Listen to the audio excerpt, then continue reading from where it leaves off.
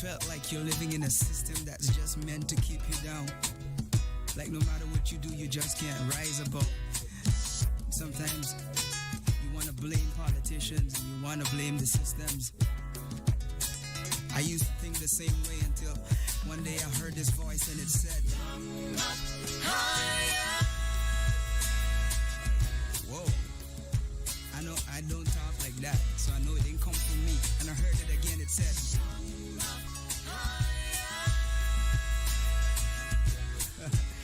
and I know it was God trying to download something fresh into my spirit. Listen. Some people go through life not knowing who they are. Oh na na na na. Oh na na na na na. Oh na na na na. Oh na na na na na. Oh na na na na. Oh na na na na. Oh na na na na.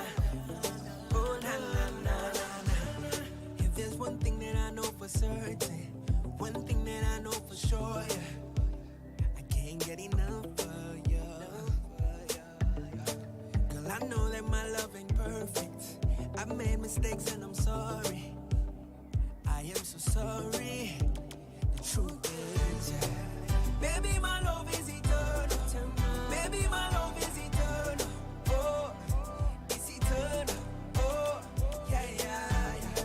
The fire within me won't burn out. Passion it blaze an inferno. Oh, it's an inferno. Oh, nah, nah, nah, nah, let you go. I could never let you go. Never, never, never, never. Nah, nah, nah, nah, let you go. Girl, I promise to hold you forever, forever. For better or worse, yeah. For better or worse, yeah. For better or worse, yeah. For better or worse, yeah. For better or worse, yeah. For better or worse, yeah. For better or worse, yeah. For better or worse, yeah. For all these people, God is my witness. Lady, I'm ready to make it official. Are you ready to make it official? The truth is, yeah, I can never find anyone else this close to amazing. You are, baby, my love. Baby, my love is eternal. Baby, my love is eternal. Oh, it's eternal. Oh, yeah, yeah. Fire within me won't burn out. Passion it blaze an inferno. Oh, it's an inferno. Oh, nah, nah, nah, nah, let you go.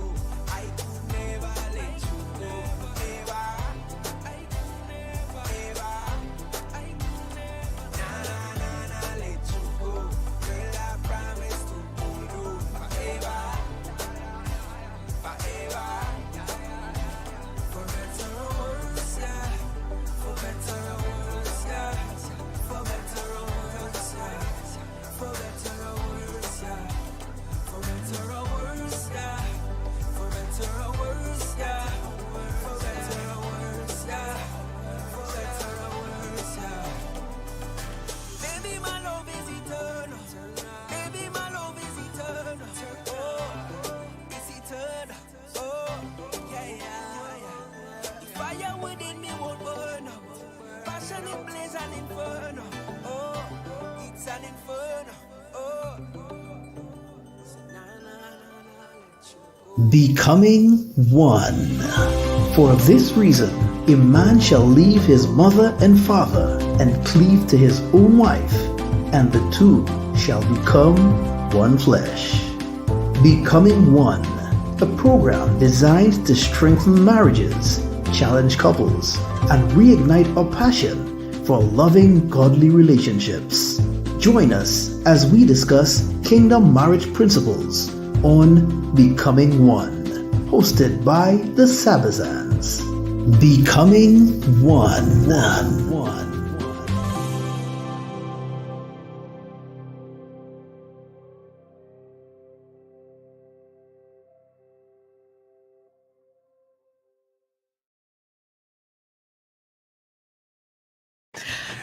Blessings, guys. Blessings, blessings, blessings to all those of you out there, and welcome to Becoming One. This is our second episode, our second program for the year, and we are really happy to have all of you joining us this evening. We are the Sabazans, Team Sabazan. As you see on the flyer, it really is an honor to be back. For those of you joining us, you may know a friend, you may know a family member, you may know of someone who may really, really benefit from this program tonight. So we're asking you, don't be selfish. Come on, share the program, share the live with someone, share it on your status, maybe your WhatsApp status, share it on Facebook or YouTube, wherever you're listening. Share the live with somebody that will really benefit from this program tonight. So how you doing tonight, my dear? I was wondering for a minute. Just give me a second. I find your song in a bit kind of low. You know? You're too far from your mic. All right. Oh my. Yeah, I was wondering for a minute there if you didn't come from the same place. But All right. nonetheless, since you asked, I'm doing fine. You know? All right. I think I'm sounding low because maybe your headphone is low. Because I'm sounding very loud in mine. Maybe that's why you're talking so low. Anyway, that's Yes. okay. Yeah. Yes. So, guys, we are back. This is Becoming One. And we're really, really, really happy to have all of you joining us tonight. As we said, share the live with someone. We're back with a new topic, very exciting topic. And in just a bit, we'll be inviting our guests on. And we would love for you, as usual, to, share the live and be a part of our conversation. This is for us and also for you. So we're all learning tonight. We're all going to be a part of this. So don't go anywhere. Don't go anywhere. Don't go anywhere. We just want to talk a little bit about our last program. Yeah. All right. We spoke about for better or for worse for those of you who are on. It was an awesome program. Very interesting program. Yeah. Congratulations to the folks who won that. Won the book. Yes. Yeah. So yes. My brother Joel, I hope he's on tonight. I'm not sure yes. what he's doing. Yeah. Yes. And for those very of you wonderful book. Those of you who didn't get an opportunity to win anything the last time, you have an opportunity tonight. An opportunity to win something special. Yes. Something absolutely special. Yes. But I wouldn't tell you what it is as yet. But you have to stay tuned. You have to stay tuned. You can win something really, really lovely tonight. Just really special. Tonight, yes. Tonight is a special night. And yes. As we talked about it last year, we said, this year we would love to, be giving couples something that can, really encourage their marriage to grow stronger and stronger. And thank God he has made a way for such, without any effort. I realize God is just doing it. So I guess he's interested in your marriage. I hope you are interested in your marriage. There is one thing that God is interested in your marriage. Yes, he's interested in your marriage thriving and growing and he's interested in both you and your spouse just, getting closer to him and really getting to that place in Christ that he wants you to be. And for those of you again who did not look at our last episode, you need to go back and look at it, and even all of those that we did last year, because they really were a blessing to us, and I'm sure it was a blessing to all those who listened. So last month we spoke about for better, for worse, for instance, and we spoke about all the things, that, as a married couple you may have to endure because you say the words for better or for worse. I know some people, as we were mentioning, some people that say, when they're getting married, they often say, for richer and for richer. They don't say the poorer part. But we brought out the point. Remember, we said, listen, things happen in marriage. Just like in life, God never told us that we will always have a bed of roses. So you don't go into marriage blindly thinking, okay, everything is going to be perfect every day. So that's why we wanted to reiterate that point, that it is for better or for worse. Amen. So that's a quick recap there for you. Yes. If you missed it, you can go back onto our YouTube channel, Hope FM Grenada, and look for better or for worse. Stick and stay with us, Becoming One, of course. Once you type in on the YouTube channel, you will get it. Nice. So stick and stay with us. We'll be right back. With our guests. When we come back, our guests will be joining us for tonight. Calling all couples, Source of Wellness presents the 3rd annual Epic Marriage Conference for couples only, to be held at the Radisson Grenada Beach Resort in sunny Grenada on Saturday, March 23rd through Sunday, March 24th. At this year's Reexamination for Love themed event, get ready to hear true epic love stories, panel discussions, esteemed guest speakers, vow renewals, dancing, and much more. You will join Drs. Jason and Tanasha Gray in collaboration with Pastors Paul and Dorette Alexander, Reverend Joaquin and Lindarin Phillip, Pastors Jim and Ruthlyn Andrew, Michael and Hillary Alexander, Wayne and Cheryl Mitchell of Youth with a Mission Grenada, Alvin and Elizabeth Forsyth, along with Drs. Curtis and Bobby Minter. Get your tickets at the Grenadan Optical, located at Melville Street and Spiceland Mall, Grand Anse, for only $400 EC per couple. Your weekend will include all sessions, conference materials, and lunch for two. For more information, contact our local organizers at 459-8567 or 449-5872. We can also be emailed at info@sourceofwellness.org. Visit our website at sourceofwellness.org.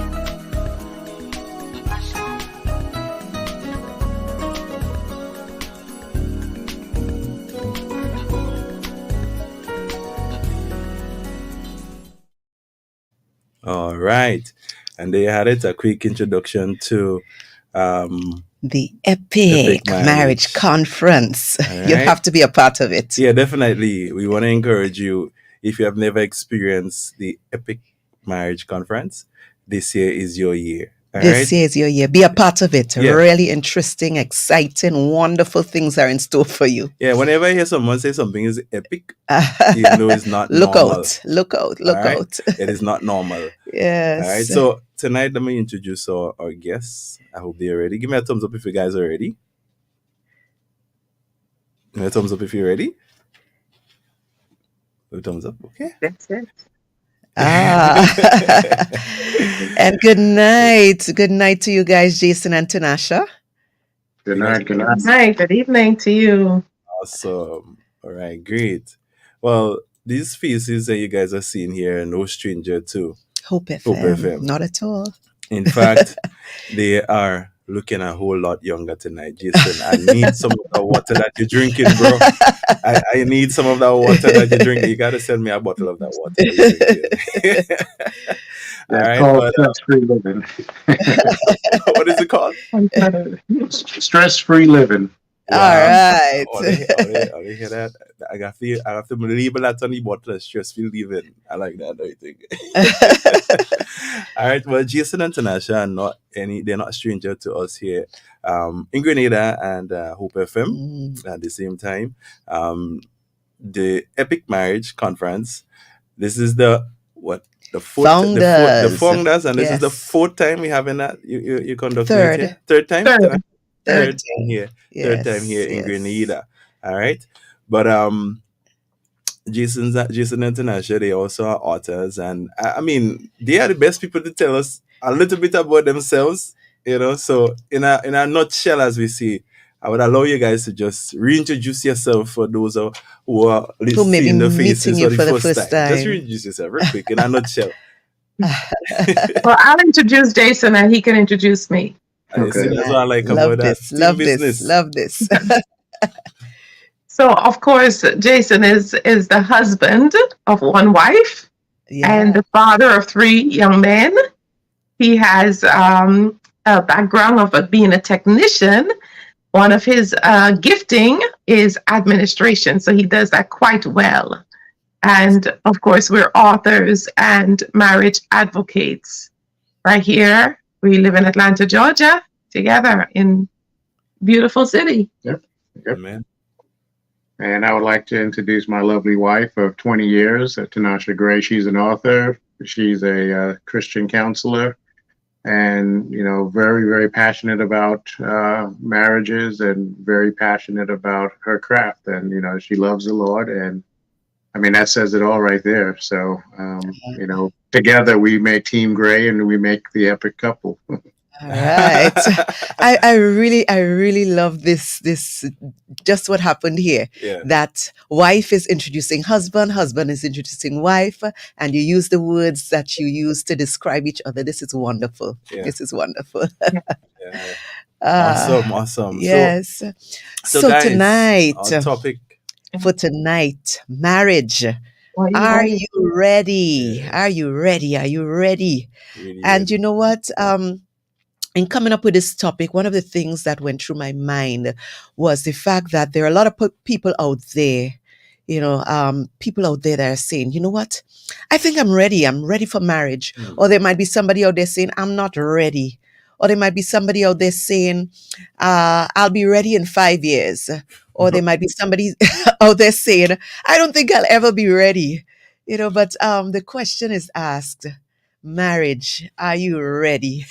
I think it's an interesting question, It and we is. can all give our take on it. Why I think the question is interesting is because I kind of narrowed down on the word ready, right? And ready could mean suitable, you know. Ready could mean you're in a state of readiness.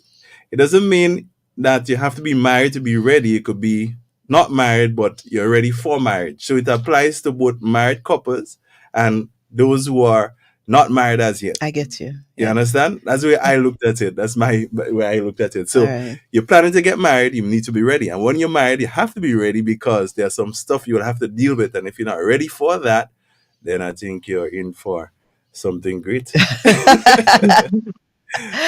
Yeah, so Team Gray, we're giving you the floor to start things off tonight as we have this discussion. And of course, those of you who are listening to us, you are free to, as we said, post your questions, your comments, and there will be a time when we will be reading out the questions and we'll give everybody an opportunity, to give you a little comments and so. Yeah. So Team Gray, the floor is yours. Right.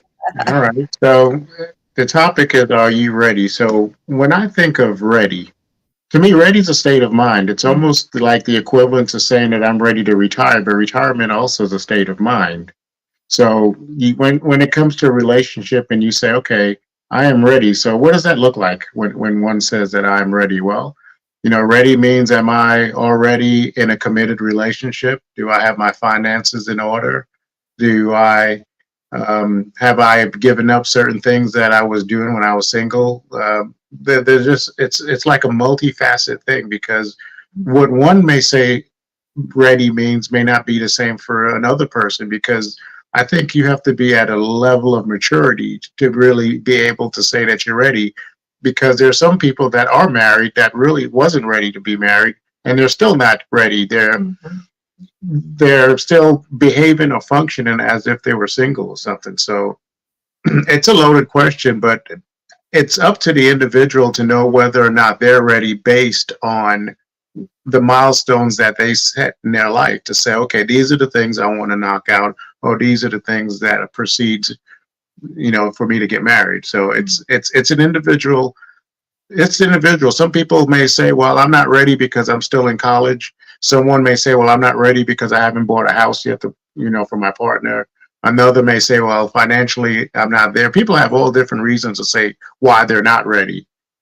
But really, at the end of the day, if you found somebody that you spent a significant amount of time with, then there's no reason to say why you're not ready. Especially, you have people nowadays that have been dating for 2, 3, 4 years. Mm-hmm. At what point are you going to make the leap over to marriage? It's just a state of mind when people say, I'm not ready. That most people talk themselves out of it, and some people talk themselves into it. Mm-hmm. Yeah. I love the analogy that you use about the retirement factor, mm-hmm. because when you think retirement, it's not that you stop living. It's just that it changed form. It changed. What you do now is very different. Most people actually become busier, from what I hear, that's right, when they retire. So when you get married, just like, you're saying that you're ready for retirement, can you now effectively become the person that you were hoping to be, even with another partner there? And I think readiness in terms of marriage has to do with you being whole. I can't think of a better way to actually say I'm ready. Because if you're still fragmented and there's pieces of you all over the place, what are you really ready for? You should be a whole individual, should be content, should be secure in your singleness. That way, when you come into being with another person, then you're able to share. There would not be all the things that we see, right? The selfishness, the carnality, the fleshly, me, myself, and I, or just the whole idea of just not wanting to be in the same space with another person every day. Because I think if you are truly ready, you are also prepared for what comes with it. I think of an athlete, someone who says, on your mark, get set, go. And then once that goal shows up, right? And that ability for them to start running. Why are they looking around? There should be no distractions. There should be no heavy baggage, no backpack filled with stuff. All those things should already be dealt with, and they are free to run this race called marriage. Very true. Very true. I like that analogy that Jason used, for real. The fact that it's a state of mind. Also, the fact that some persons may always be saying that they're not ready. All right. When will you be ready? All right. You're together with somebody 2 years, 3 years, 4 years. I'm not ready yet. I'm not ready for marriage. When will you be ready? Is it a game that you're playing?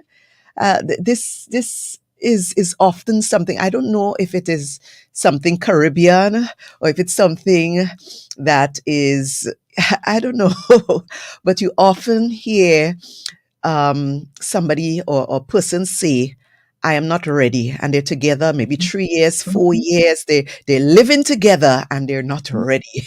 Yeah, that This to one. me is I don't understand. So I'm going back to the fact that you said a state of mind, because Mhm. some people, I don't understand. They're forever not ready. But I think when I can speak for the Caribbean, Uh-huh. I've heard persons who have been living together for quite a while. They say, as soon as I'm married, everything will change. So you know what? I prefer stay with you, but you're living with me, and I'm living with you, but we just can't get married because everything would change. So what changed? I'm here to ask somebody who probably been living together for a lot of years, and when they got married, I want to know, well, after they got married, what changed? You have children together, they turn adults, and you've been living together for over 20 something years, and yet still you find it hard to marry. To make that commitment and Yeah. say, be my wife, be my husband. I'm sharing with you. You can answer that, right? Well, there's a term that people use, and maybe it's said the same in the Caribbean. It's like, why buy the milk when you can get the cow for free? Right. Yes. So why buy the cow? Why buy the cow? Why buy the cow when you can get the milk for free? I'm sorry, I Yes. butchered that. We know that one. You know. Yes. Yeah. So most people figure I have all of the benefits of being married. Why mess it up by actually going and getting a license and doing all this stuff? Yes. To proceed it. So some people just like it the way it is because they don't want, and you hear this nowadays, that people don't want their relationship to be classified a certain way. I don't want to use this term where we're together. The mere fact that we're living together and coexisting together should mean something, but in the eyes of God, that doesn't mean anything. It just means that, you're shacking up and, Yes. and all of the other things that go with it. But But people don't want to get married because they tell themselves that marriage is going to end up in divorce because I see that all around me. So Right. why even mentally put myself through that torture? I'm Right. just good. There's no commitment. If something happens, we go our separate ways. There's no expensive divorce proceedings or anything like that. We just quietly exit. You leave it what you come with, and I'll leave it what I come with. And that's what society has turned into right now is people don't want to get married. Marriage is not popular no more to people because of all of the responsibilities. No one wants to be committed to one another. They just want to live freely, but have all the benefits of Have being all the married. benefits. That's what it's all about. And you know what? I would say there are two extremes. So there's the one, the couple, or maybe the person who's saying, I'm not ready, I'm not ready, I'm not ready, forever, never ready. And then there is the one that's saying, I'm ready, but they're really not ready. There's the other time, I'm ready.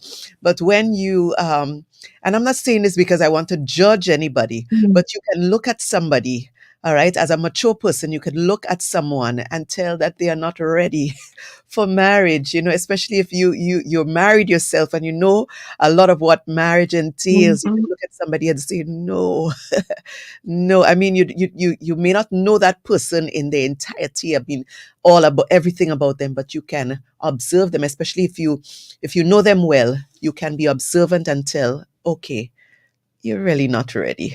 All right. So I have a couple of questions Yeah. that I wanted to ask because, as I said, there's the extreme of I'm not ready and I'm never going to be ready. It's not time yet. And then the other person who's saying, I'm ready, I'm ready. So what maybe are some of the things that we can look for? All right. What are some of the things possibly we can look at and see within ourselves?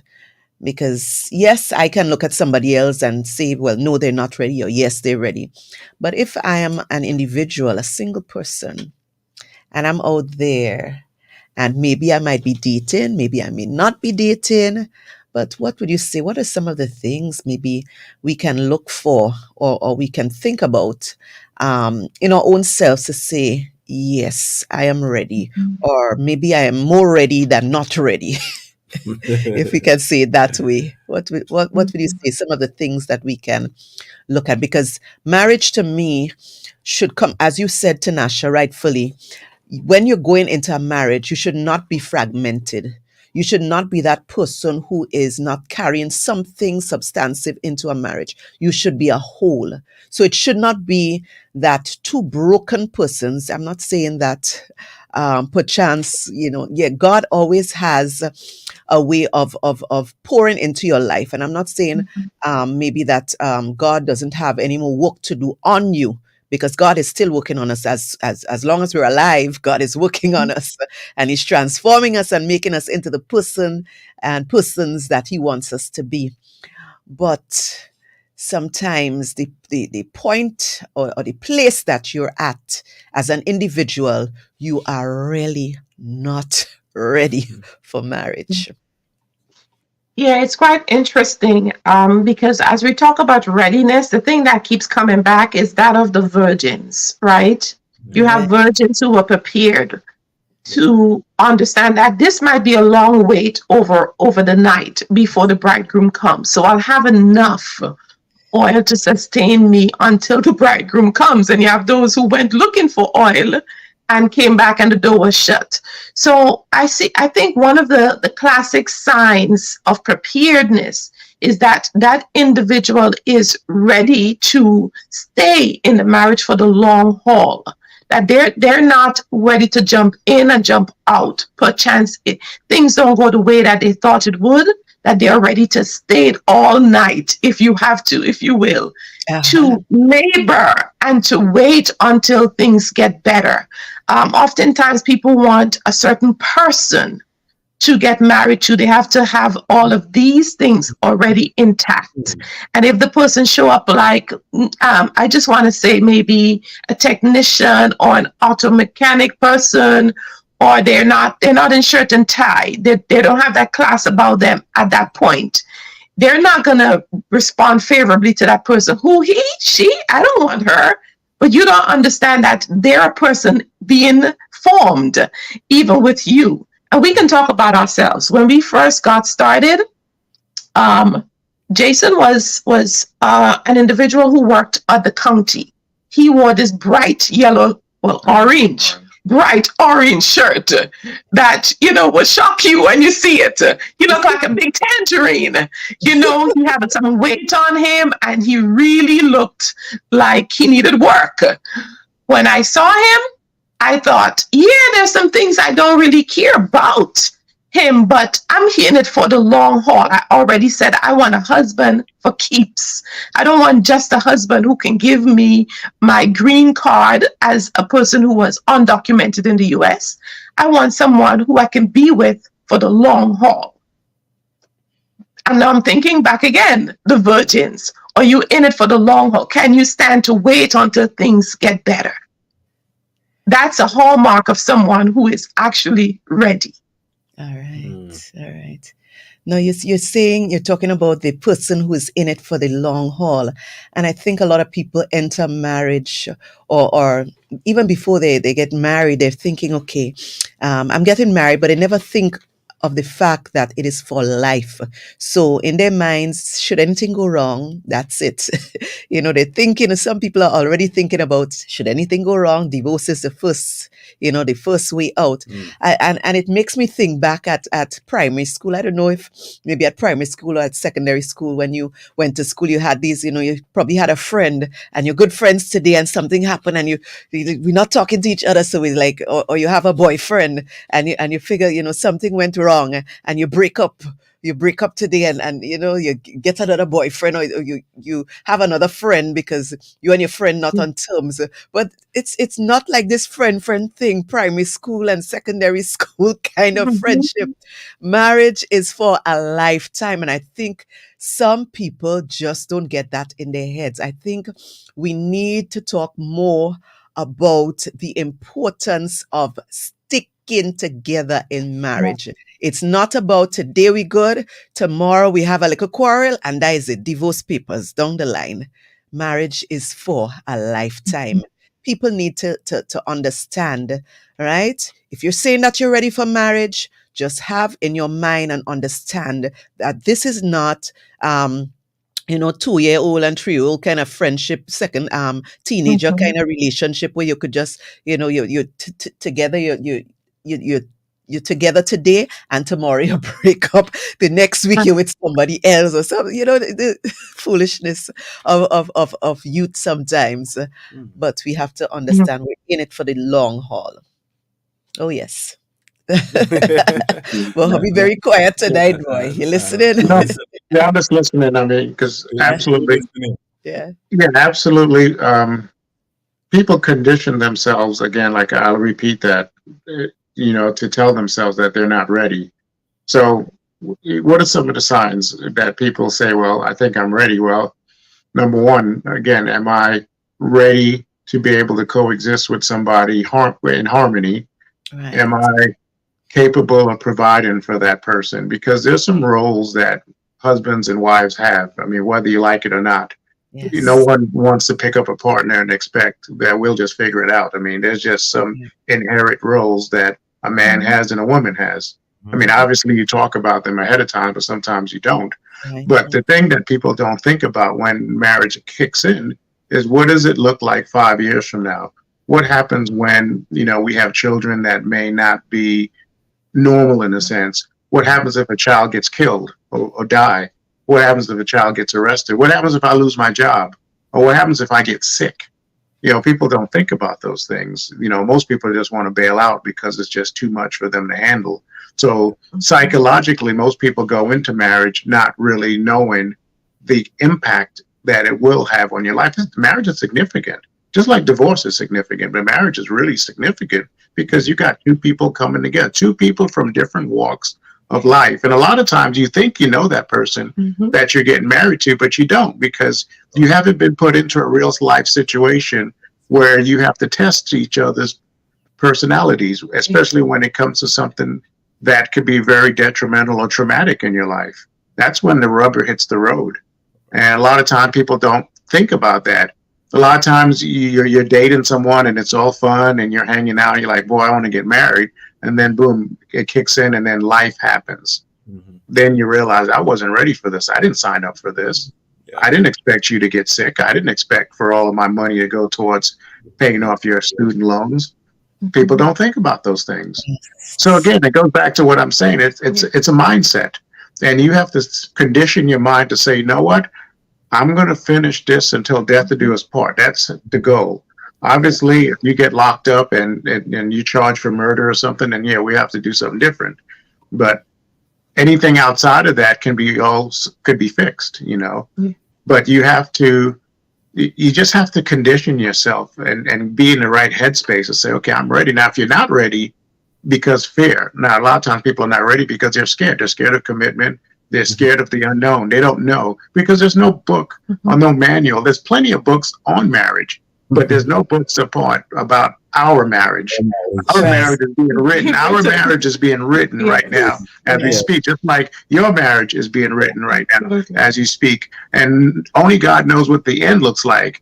We know what the past looks like because we can always reflect on that, but we don't know what the future looks like. And as a couple, we just have to lock arms and just pray to God that as we move through the different pages of the future, that everything works out. And if something happens, we'll take care of it. God gives us the strength to work it out, because if not, you'll have a shattering of the marriage or the household, so to speak.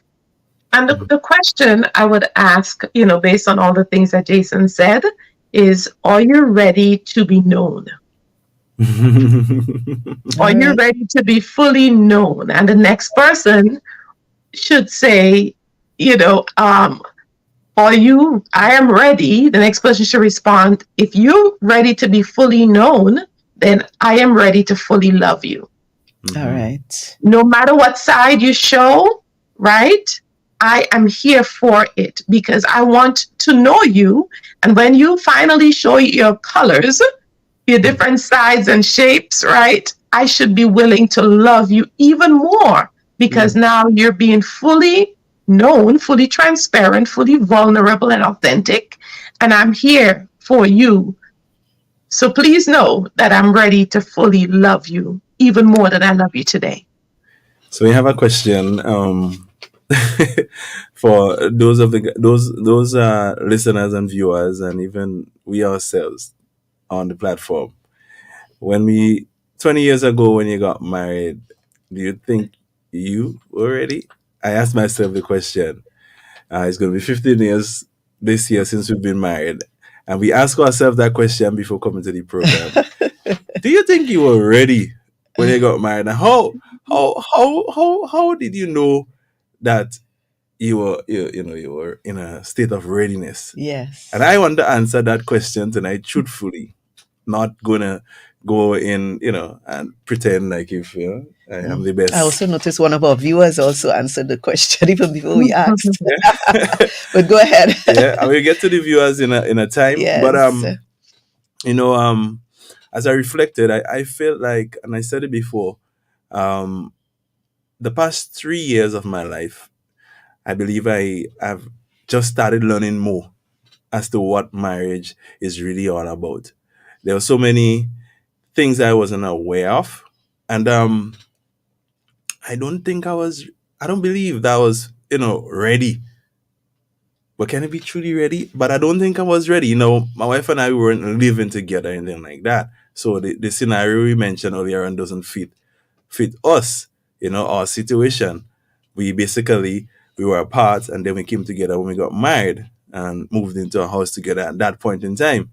But if I go back, even from my childhood days, I have not seen a good example of a marriage or a great marriage in my community, not even in my home.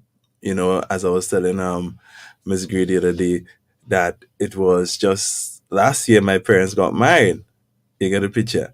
And the one or two family members that were married at that time, one got divorced.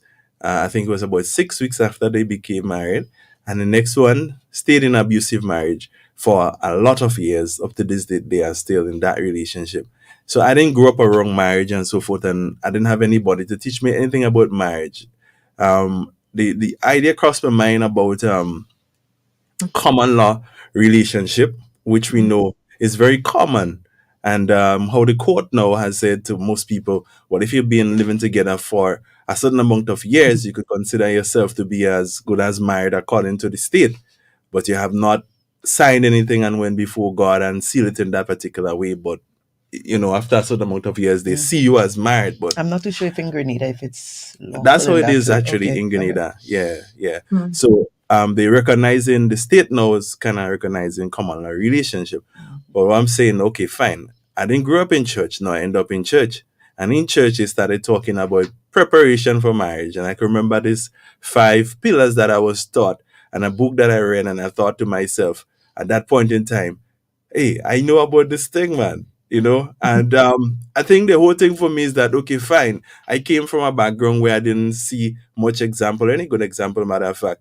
And now I'm about to go. I'm giving my heart to the Lord. I'm in church and I'm hearing now, well, if you must get with a woman, you have to be married. So, and I'm reading in the Bible, he who finds a wife finds a good thing. So in my mind, I'm just narrowed down to that, well, young man, girlfriend can do it.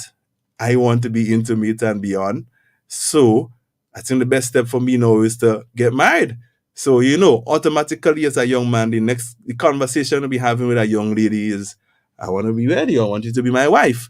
You know, and I feel like that was my conversation back then. I'm asking myself the question right now, how many young persons are in that same state?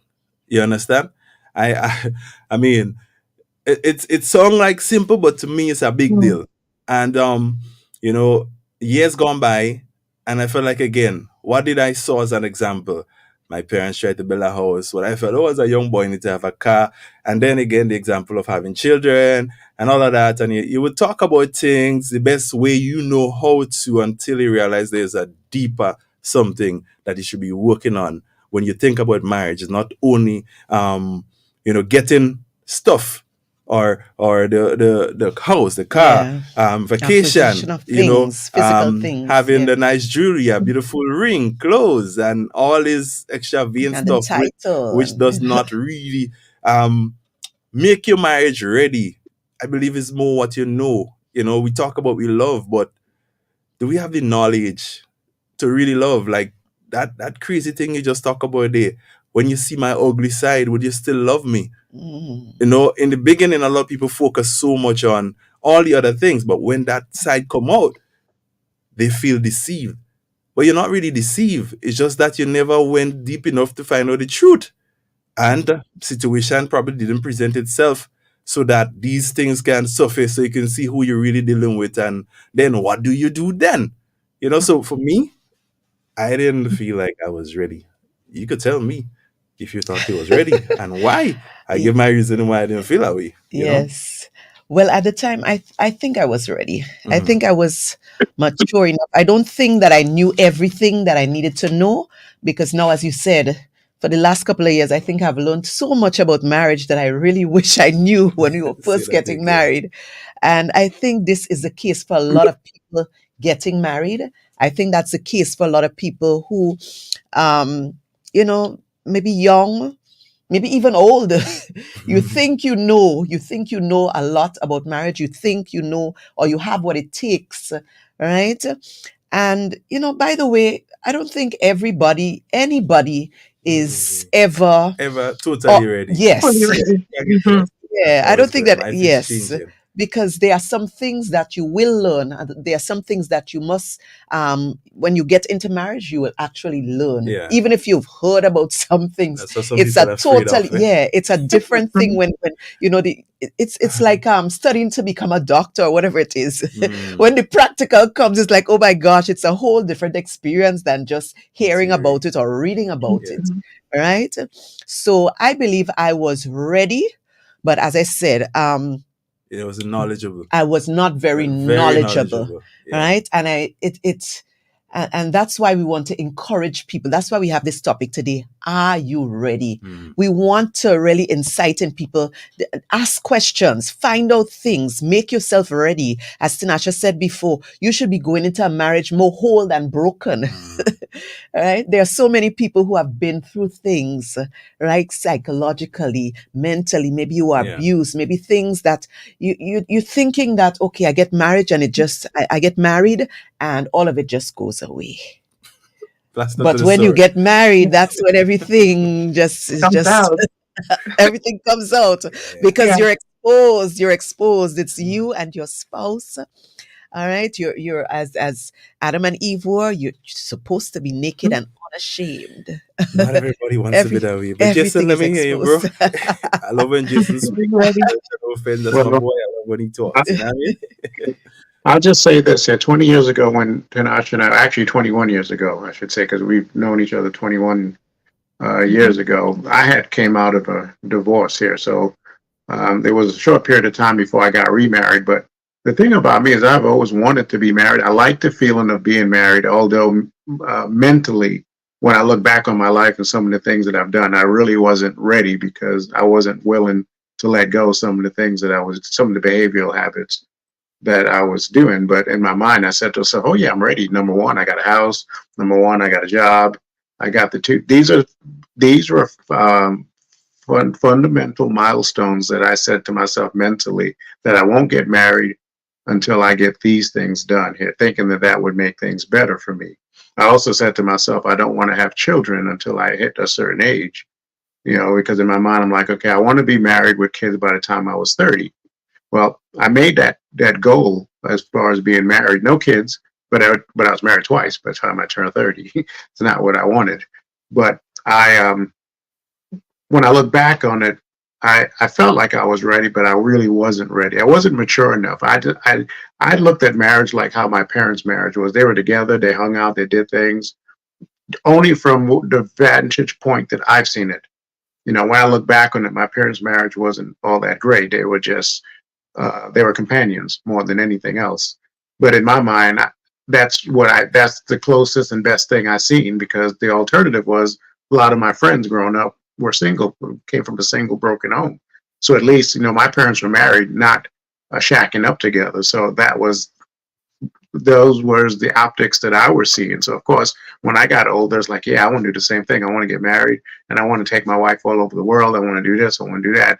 Not realizing that there was a lot of other things that needed to transpire, things that would surface or things that would happen. And how do you handle that? Those were the unknowns to me, but I didn't care at the time. I just wanted to be married because I didn't want to be by myself. And then, yeah, at the time before Tinashe and I were married, I was dating a lot of people, but that didn't fulfill me. I wanted someone that I can spend good quality time with, but I didn't know all of the other things that went along with it. So until, things happened in my life and I realized that, whoa, maybe I needed to take a step back and really examine myself to see if I was really ready at the time. Fast forward 20 years later, I understand what marriage looked like. I understand the difficulties and the challenges that come up. But in life, things come up, challenges come up. I handle them a lot better and a lot differently now because I'm more mature than I was when I was in my 30s. Because I got married at 30, my second marriage at 30. And 20 years into it, it's like, wow, a lot of time has gone by, but a lot of great experiences. Of course, a lot of ups and downs, and we went through a rough patch also. We got through that. I mean, that really speaks volume when you can look back at the rough patches and you can say, wow, I mean, both of us really, hunkered down, and there was some uncertainty during that season. At least for me, it was. And we got past that. And now when I look back, it's like, yeah, I'm ready. I mean, I'm ready for what the future looks like. But here's the thing. In life, especially in marriage, you have the newlywed phase, then you have the middle season, and then you have your later years. There's like 3 different seasons in a marriage. I mean, right now, Tinashe and I are in the middle season because we're still working and we're still doing things. But pretty soon, we're going to transition to the other season in our life where the kids are going to be gone. We're going to be empty nesters. We don't know what we're going to do with ourselves. And at least in this middle phase, this is where you really need to get to know your wife or your husband, because when the kids leave, a lot of times we get wrapped up in taking care of the kids that we completely ignore the marriage. And now you're dealing with new challenges where I don't know this person anymore. Well, yeah, because you involved yourself and you allowed the kids to be the center of your universe. So we're trying not to allow that to happen. So when we get into that third phase, we can say, yeah, we're ready, because that's what it's about. You have these different seasons in your marriage, and how you live your life in one season will determine what the next season looks like. So, I mean, that's another show right there when you talk about different seasons in a marriage. All right, so Tinashe, you could go ahead. Oh, yes. Well, I feel like I've had some horrible experiences before this marriage, and I was able to really learn from it. And so when I started prepping and getting myself ready for this marriage, praying, talking to God, working out things within my own life and healing from certain things that have happened, I found myself knowing that I'm going into this for the long haul. So I personally thought I was ready.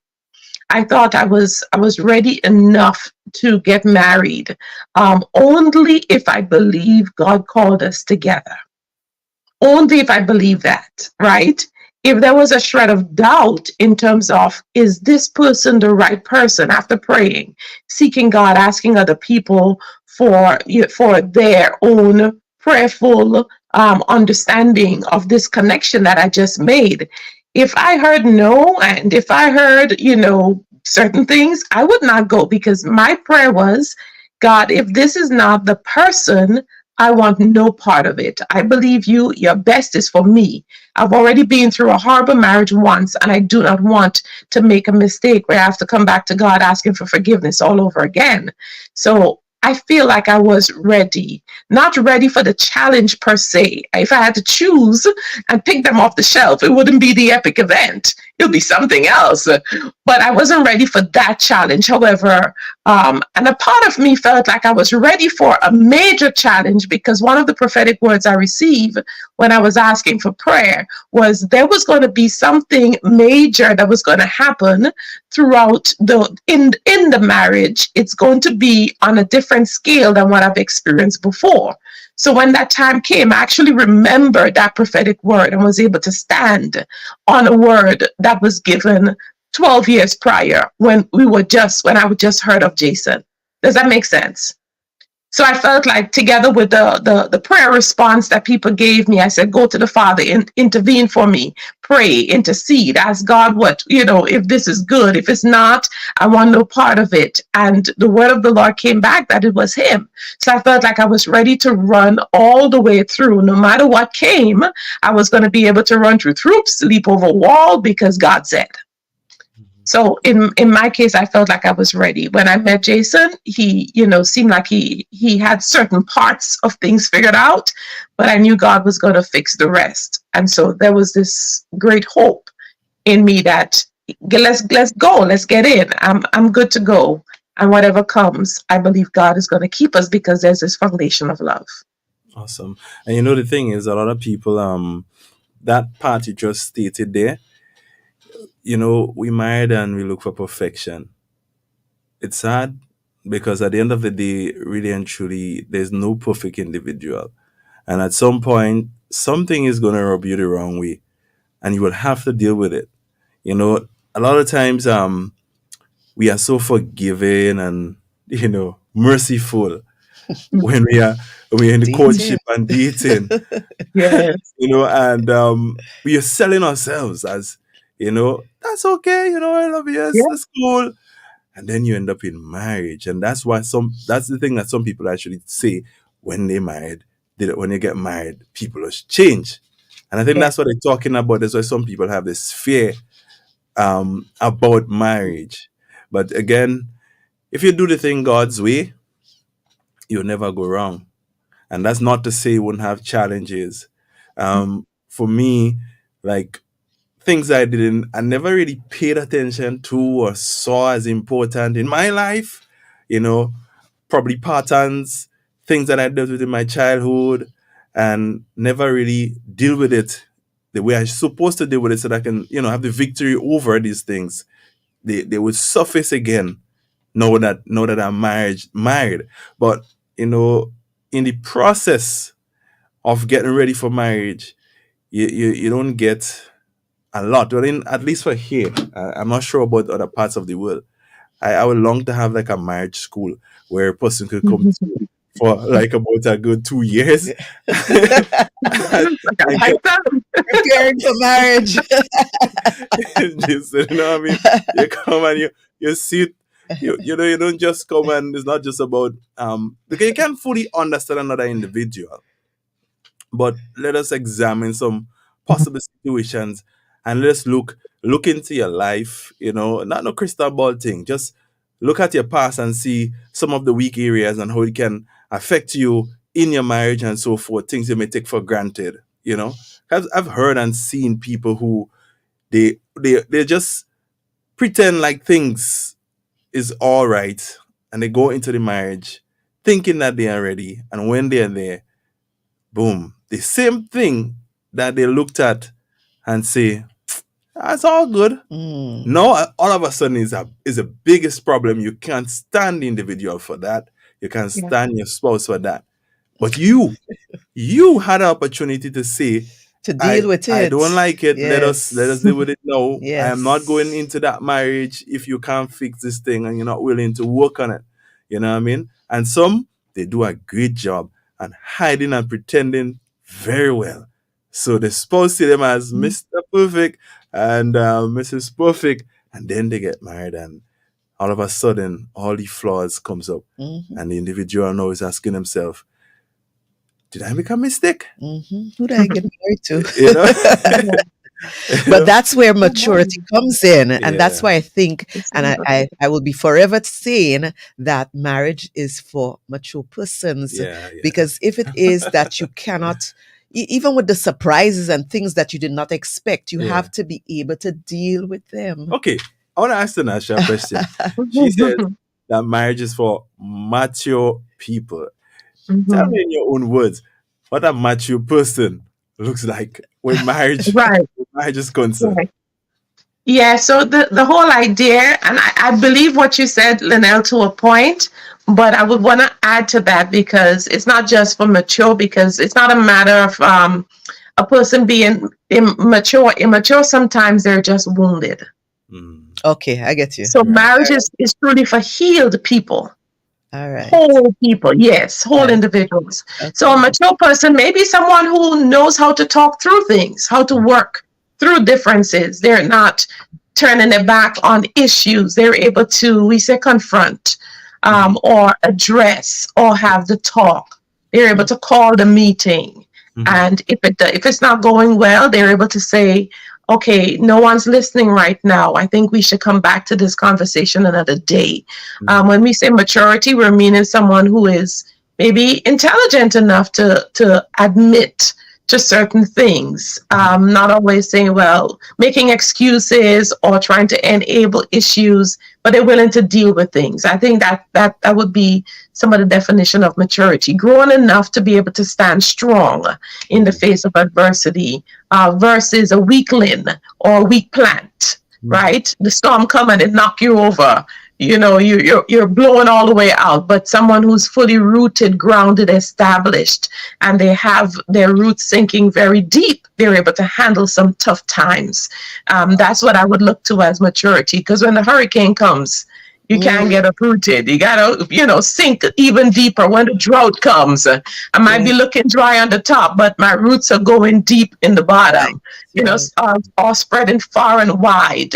I might not be saying much, but it's not that I'm angry, it's that I'm processing. I'm thinking of the best way to respond. I'm thinking of my motives, my attitude. I just want to keep things in check. I'm quiet, but I'm not angry. I'm actually processing. I might say, can I take a break? But I'm going to pray. I'm going to seek God as to how to respond. I'm not avoiding the issue. So those are the things that comes to mind when I think of maturity.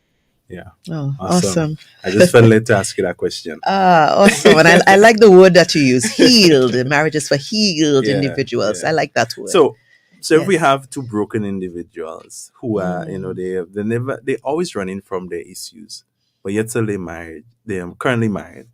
I mean, I know it's a potential recipe for disaster. Dr. Jason, what advice would you give such an individual? You're already married, and now all of a sudden you're seeing issues there and you're seeing issues there, and it seems as though the fingers and the guns are pointed at each other constantly. I'm always aiming at you. I have bullets coming at you all the time. How do we defuse that war? I would say first you have to come to a place where you both have to say, you know what, we have issues going on here and we need to see counseling. To me, that's the only way you're going to be able to fix that. Because a lot of times people don't really know how broken they are until they actually go to see someone and unpack all those things that are bothering them, because there's a root cause of why people behave the way they do. So the only way to really bring those things up to the surface is going to be in a professional counseling environment. The best advice I can give someone: don't try to do this on your own, because you may only make the situation worse. Go seek professional help. Yeah. It takes a lot of humility for one to get to that place. I think again, a lot of times we have been taught culturally, and maybe just what we saw, that when we have an issue, go to our friends and tell our friends who, will just give us their opinion based on their own experience, and they don't have no principle. They don't think about how what God word says regarding marriage is my opinion that matters. Yes. I know when that husband or that wife is having a conversation with their significant other, they are now having a conversation with that person that individual confiding, and whatever they've been told at that time in their wounded and vulnerable state, they take it to heart, and the responses come right back. So it's no longer he alone speaking; it's two or three other voices speaking there too, and back to the wife or the husband in this scenario. But guys, we want to take a little break. We want to just take a little break. We want to play the video again so that people are aware of the Epic Marriage Conference that's coming up on the 24th. I think I have the date wrong. Do you? What's the date again, Tanasha? So the 23rd, the Saturday, and the 24th. Right. All the Saturday and Sunday of March. Right. So we're gonna play the video, and then when we get back, we're gonna talk a little bit about the Epic Marriage Conference, and we have a question coming up because we want a lucky couple to win a ticket. Hey. So get ready. We'll be right back. All right. Stay. Calling all couples, Source of Wellness presents the 3rd annual Epic Marriage Conference for couples only, to be held at the Radisson Grenada Beach Resort in sunny Grenada on Saturday, March 23rd through Sunday, March 24th. At this year's Reexamination for Love themed event, get ready to hear true epic love stories, panel discussions, esteemed guest speakers, vow renewals, dancing, and much more. You will join Drs. Jason and Tanasha Gray in collaboration with Pastors Paul and Dorette Alexander, Reverend Joaquin and Lindarin Phillip, Pastors Jim and Ruthlyn Andrew, Michael and Hillary Alexander, Wayne and Cheryl Mitchell of Youth with a Mission Grenada, Alvin and Elizabeth Forsyth, along with Drs. Curtis and Bobby Minter. Get your tickets at the Grenadan Optical, located at Melville Street and Spiceland Mall, Grand Anse, for only $400 EC per couple. Your weekend will include all sessions, conference materials, and lunch for two. For more information, contact our local organizers at 459-8567 or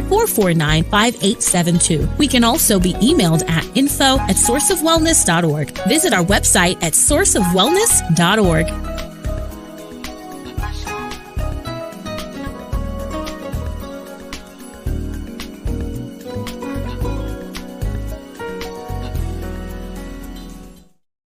And we are back. Yes, guys, we're back. We're back talking about marriage. Are you ready? And we just played the ad for the Epic Marriage Conference that's coming up on the 23rd and the 24th of March. You can't miss it. So we'll ask Drs. Jason and Tanasha to tell us a little bit about that conference that's coming up. And as we said, one lucky couple will be able to win a ticket. Will be able to win a ticket to this marriage conference. Would that be you tonight? So and get ready, get ready. There's something a little more interesting, but again, speak about it, because I think people think it's only for married individual. Right. Listen, singles, you're not left out. But tell them. Go ahead. Yeah, we recognize how important it is for us to speak to the singles. And so we're kicking it off on that Friday evening, the 22nd of March, at the Pastor Sanford Simon Church, right there at St. George's Baptist Church in Belmont. You can meet us there at 6 to 9 p.m. We'll be going into deep discussion about singleness, about roles for husbands and wives, panel discussion, gifts, stories, love stories we'll be sharing there. And then on Saturday morning, 9 o'clock, we are going to find ourselves at the Radisson Krung Ballroom. The conference starts there the 23rd, Saturday morning, Sunday all day from 9 o'clock. We're going to be pouring out. We have sessions planned. Folks, if you want to hear love stories and couples from Grenada actually tell their stories, we have amazing storyline. That one person just sent their topic. They call it the Ruby story. Another person says the topic is Galatians 5:20-25.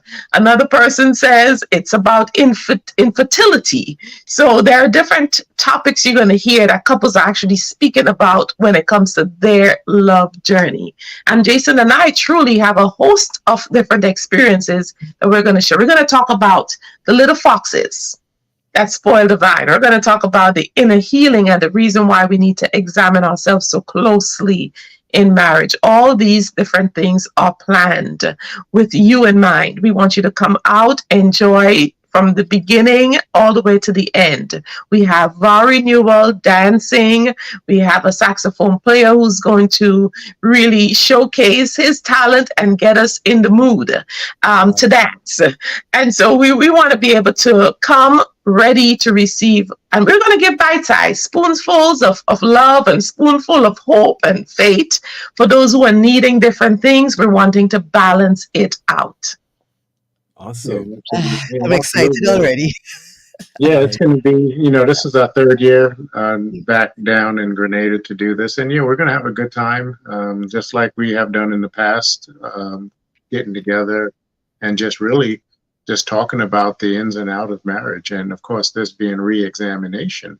Yeah. A lot of people are like, well, what does that mean? Well, that means, looking from within, again, re-examining why you fell in love, why did you get married? And all of the different topics and the love stories that people are going to discuss is really going to set the stage for a really great time. And I just hope that everyone, take advantage of this opportunity and plug in with us and dig in. And certainly you will not be the same person leaving that you were when you came in. You will be different. It's an experience that all couples, if we can just have all couples come out to it, it would be great. It's an experience like no other, and we're passionate about this. And us as married advocates, we're speaking from our own truth. We're not just up there on stage just trying to gain an audience. We're actually trying to pour into people. And a lot of times we speak from our own experience, and then sometimes we allow for others, because it isn't about us. Even though we're hosting it, there's other people that have similar stories that can also teach other people and bless other people at the same time. So it's going to be packed with a lot of fun. And we look at this as a fun time. For me and Tanasha, this is something we look forward to every year. It's our time to get away, leave the kids home, and come out and pour into other couples' lives and singles. We can't forget the singles also, because guess what? All of us were single at one time. We didn't come out of the womb married. So we just look at marriage as a transition from singleness into being together in a covenant relationship. Yeah. Awesome. And so many times we are afraid to examine ourselves, and that's what we want to show. We want to show that it's okay to take the time to shred all those cases, because everything that happens, really, I like to think of it as a case study. Mm-hmm. Let's study this case. You may not nitpick at everything, but this one, let's shred it. Let's see what it's made of. Let's find out the anatomy and the physiology of it. Let's understand, where did this come from? Because chances are, when you do that, you would not see that same problem again. That's right. Yeah. Yeah, let's look under the hood of marriage and see what it looks like from under the hood. Yeah, the inner workings. All right. I'm doing that with a purpose. That's why the topic is re-examination for love. Yeah. Awesome. And I believe a lot of things we talk about tonight, it's like, saying to people that if you're having issues, then there's something that you need to probably re-examine. Or maybe altogether examine it. Now, when I think about examine, I can think about, that science individual. Mm-hmm. They have this, maybe a piece of something under a microscope. Yes. And they're looking closely into it to understand it. Maybe a scaffold to open. Cut open. I don't know. So you examine it already, but probably you miss something. Yes. So you go back and look again to see. But at the end of the day, the information you get is not to break you. You understand? It is to strengthen your relationship. Yes. You have that knowledge.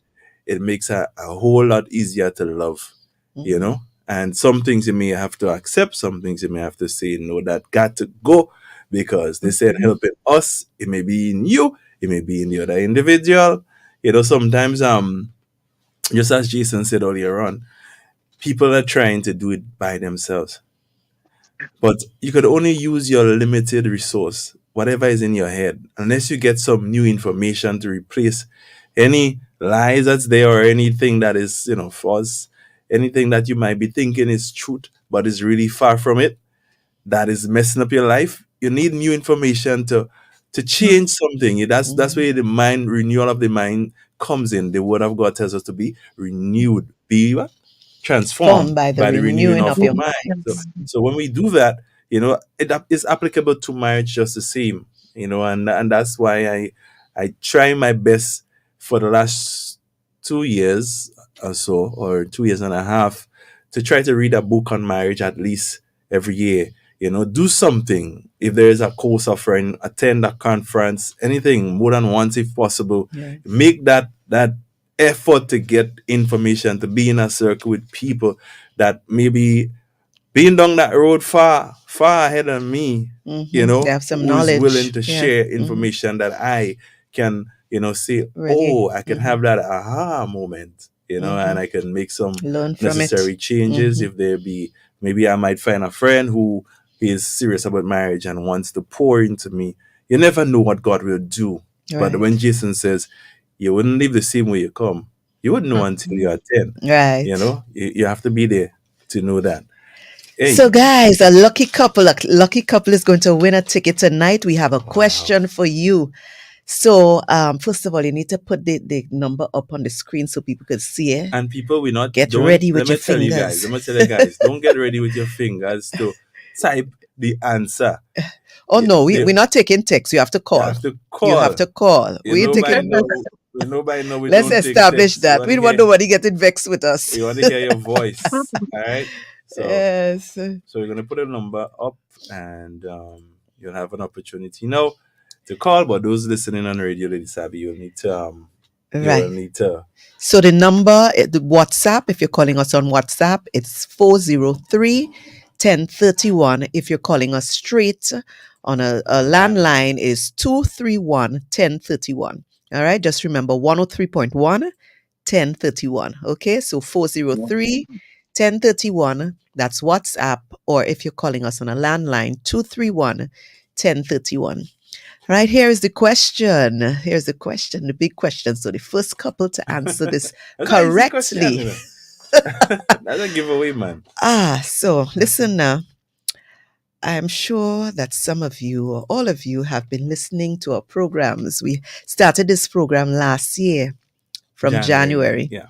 All right. So our question is for you to name one of the topics that we spoke about last year and a guest who accompanied us. So you have to name actually one of our sessions where we had a guest, all right? Or session where we had a guest or guests, plural, on, all right? Tell us the topic of that evening and tell us the name of our guests or invited guests. So the lines are opened. You are free to call in.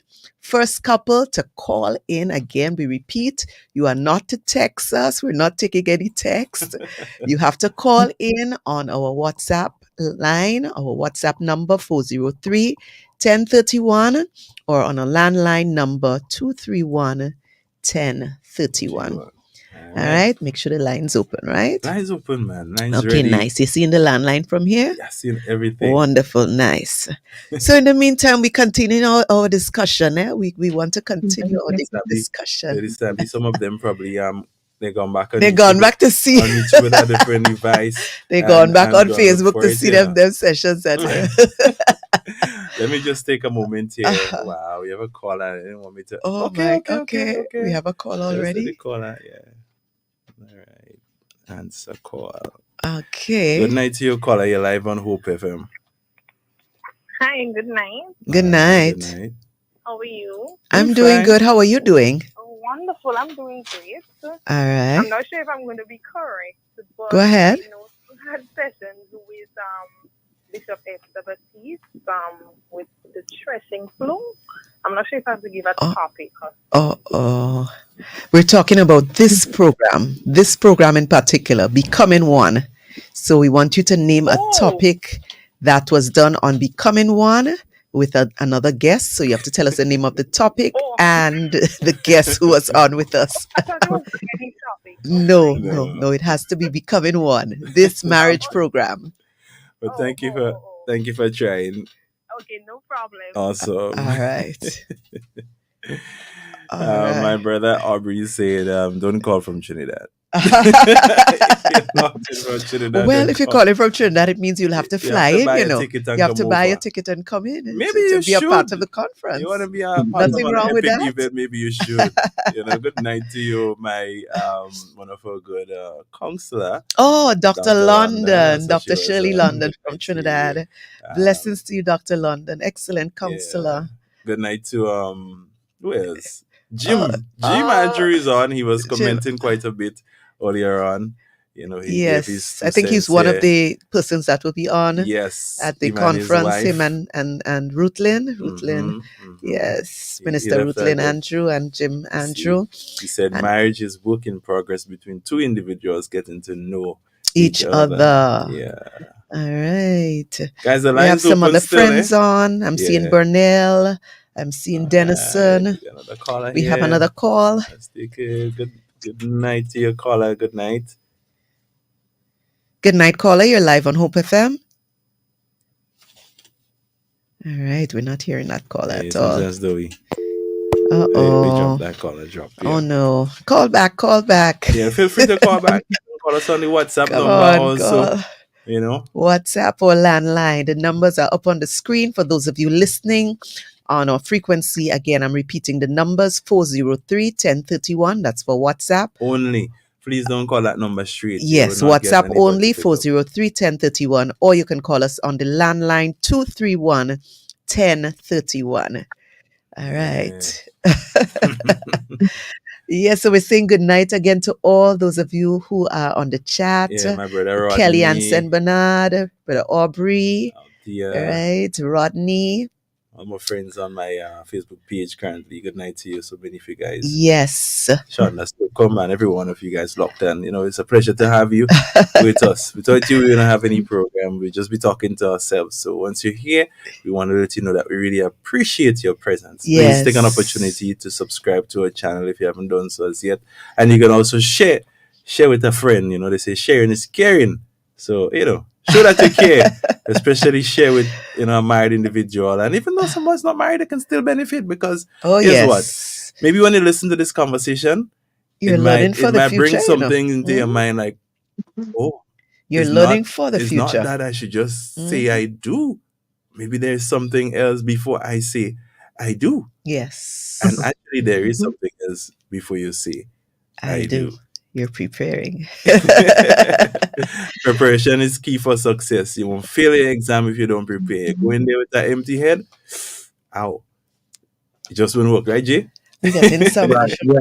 calls on WhatsApp. Not getting that. All right. Yeah, I couldn't verify. But, All right. I don't think so. I think you should. Yeah. So we can continue still chat. All right. So, guys, we'll continue our conversation. In the meantime, you are free to call in. You don't want to miss out on this opportunity to get a free ticket. Tickets cost, again, if you are looking for a ticket, we also have some tickets available. So you can call myself or Justin if you have our numbers, or you can call the Hope FM WhatsApp number. Yes, the WhatsApp number that's up on the screen. Let's take this one. Good night to your caller. You're live. Good night, caller. Hi, good night. I'm not sure if you guys got a win already. No, go ahead. Like you really want to win that ticket. But let's go. Go ahead. We want you to win, man. So you said it's your same program, Becoming One. Oh yes. So you had a program working on your marriage with the same couple that you have online now, the Grays. Wow. Oh, what are they? The Grays. Yeah. Yes. That's awesome. Working on your marriage. So Tanasha and Easton, you remember that program we had last year? Yeah. Working on your marriage. You are correct. All right. Okay, So wonderful. what you can do for us, right? Please just text us on the WhatsApp number. I hope you have WhatsApp. Oh, yes, I do. Right. So text us on Hope FM WhatsApp number, and I'll get in contact with you so you can get your ticket. All right. Okay, awesome. Thank And you. you're a married individual, right? No, I'm actually engaged. Oh, Jason That's International. good. That's good. So That's good. Remember, we had an engaged couple last year, Oh, yes, we did. and We they did. got married. We did. Okay, Yes, well, awesome. that's So true. you know you can't come by yourself Yes. because it is not just for you alone. I know. Of course, I'm going to bring the other half. Okay, nice. all right. Wonderful. Awesome. Wonderful. Thank you. Have a blessed night. All right. Good night to you. Blessings. And for those of you who are still listening, remember we still have tickets available, so you can contact us. And also, we're going to play the video at the end as well, so you can see where you can purchase tickets. All right, so all is not lost. All is not lost. All is At not all. lost. You know, before you go into that, I wonder if you ever did a program called Investing in Your Marriage. Did we? No. Yeah, and some of the things that I talked about earlier on is really you taking the time to invest in your marriage. Jason have a thing he to say about that. Bro, do you remember you said that last time we had a program together? It's along the line about counseling is so much more expensive or something along that line. I don't know if you remember. Do you remember that thing you said? I mean, I say a lot of things. I mean, I say a lot of things that just downloads I get, and now don't remember what I said. But I guess it might have been something to the effect that it's a whole lot cheaper to save your marriage than it is to go through the whole expenses of divorce and all those things. Counseling is cheaper than divorce. Yeah. But I don't know if I quite put it that way. Something so along the line that counseling is cheaper than divorce because divorce is A lot of it's money. not just losing money, but I tend to see it as my wife said to me one time, it's like two hearts being pulled apart. It's a tearing and it's a painful thing. Mm-hmm. And it leaves a scar on you. So A lot of money had to spend in both. Yeah, people don't realize that divorce is like death. And the only difference is you still see the person. So see what I'm saying? He does just Death come of down a with marriage. something. Say it again. He just come It's down the with death something. of a marriage. but Yeah. divorce is similar to death. The only difference is that person that you have now separated from is still alive, and you have to deal with the hurt of the Seeing trauma. them. Versus when the casket is closed and they go on the ground, it's a different story. So true. So true. So guys, we continue the conversation. We're winding down. It's the time is coming closer. Oh, you got But, still, man. We have a A comment there. comment here. Yeah. All right. Just take some comments. We'll just take a couple comments before we continue with the conversation. It says, just got my husband to sit and listen, you all. We're going through all of the above. What I'm surprised to hear from him is we need counseling. Please, someone, I'm in need. Oh, wow. This is amazing. Well, This is you may amazing. just need to attend that session. Yes. I don't know. Make an investment in your marriage, and that's what we're saying to you. You can invest in information, real things. One of the things that I found that we are so. I've never met a couple like Jason and Tanisha who were bold to say, "Hey, this is my epic event." And guys, if you want to know what we're talking about, you'll have to be at the conference, right? Mm-hmm. Because most people tend to and maybe you can go back and check on a YouTube channel and look for the face. You would see their faces there, and maybe you'd see something that you can listen to, real life stuff. All right, but at the end of the day, what I see is two couples who, that we don't. And I'd say I'm not here to give up. A lot of times, 2%, yeah. A lot of people tend to, before it gets rough, the best thing to do is to find a way out. There was a time it got rough for us. My wife said to me, "How are you going to fix this?" And I had to ask God, how am I going to fix this? I always encourage men, rather than giving up, run to God. Run to God. Jason maybe could attest to this. When you go to God, it might not be as easy as you think it is. Not because you go to God don't mean he don't want to correct some things in your life that is going to be painful, that you have to walk a certain path and go through certain things in order to come out to be the person he wants you to be. A lot of Right. people run from that. We have a caller, but you take that caller. I might have to call him back because it's kind of Difficult to fix. weird that the call is not coming through here. Fix it. But Yeah. I'll probably call them back. What you say? Go ahead. Yeah. hmm Yeah. So what I was saying initially was, people tend to like they hide. You hear a lot of leaders and so forth they make marriage look so perfect, and it is perfect. I would say in God's eyes because that's how He created it. But a lot of people tend to they don't talk about the flaws and the challenges that they have been through and be real especially in Christendom, so to speak. Yeah. No, And that's an area that people don't want to talk about. And like you said, you were posed a question: how are you going to fix this? Well, I was posed. I've been. listen, stick a pin. Let me just take this call. Yeah. Good night to you. Thanks for Hi, calling.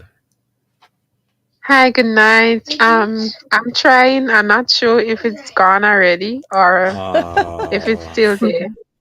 But what I remember is Gideon Gilbert and his wife, and the topic was what is true love.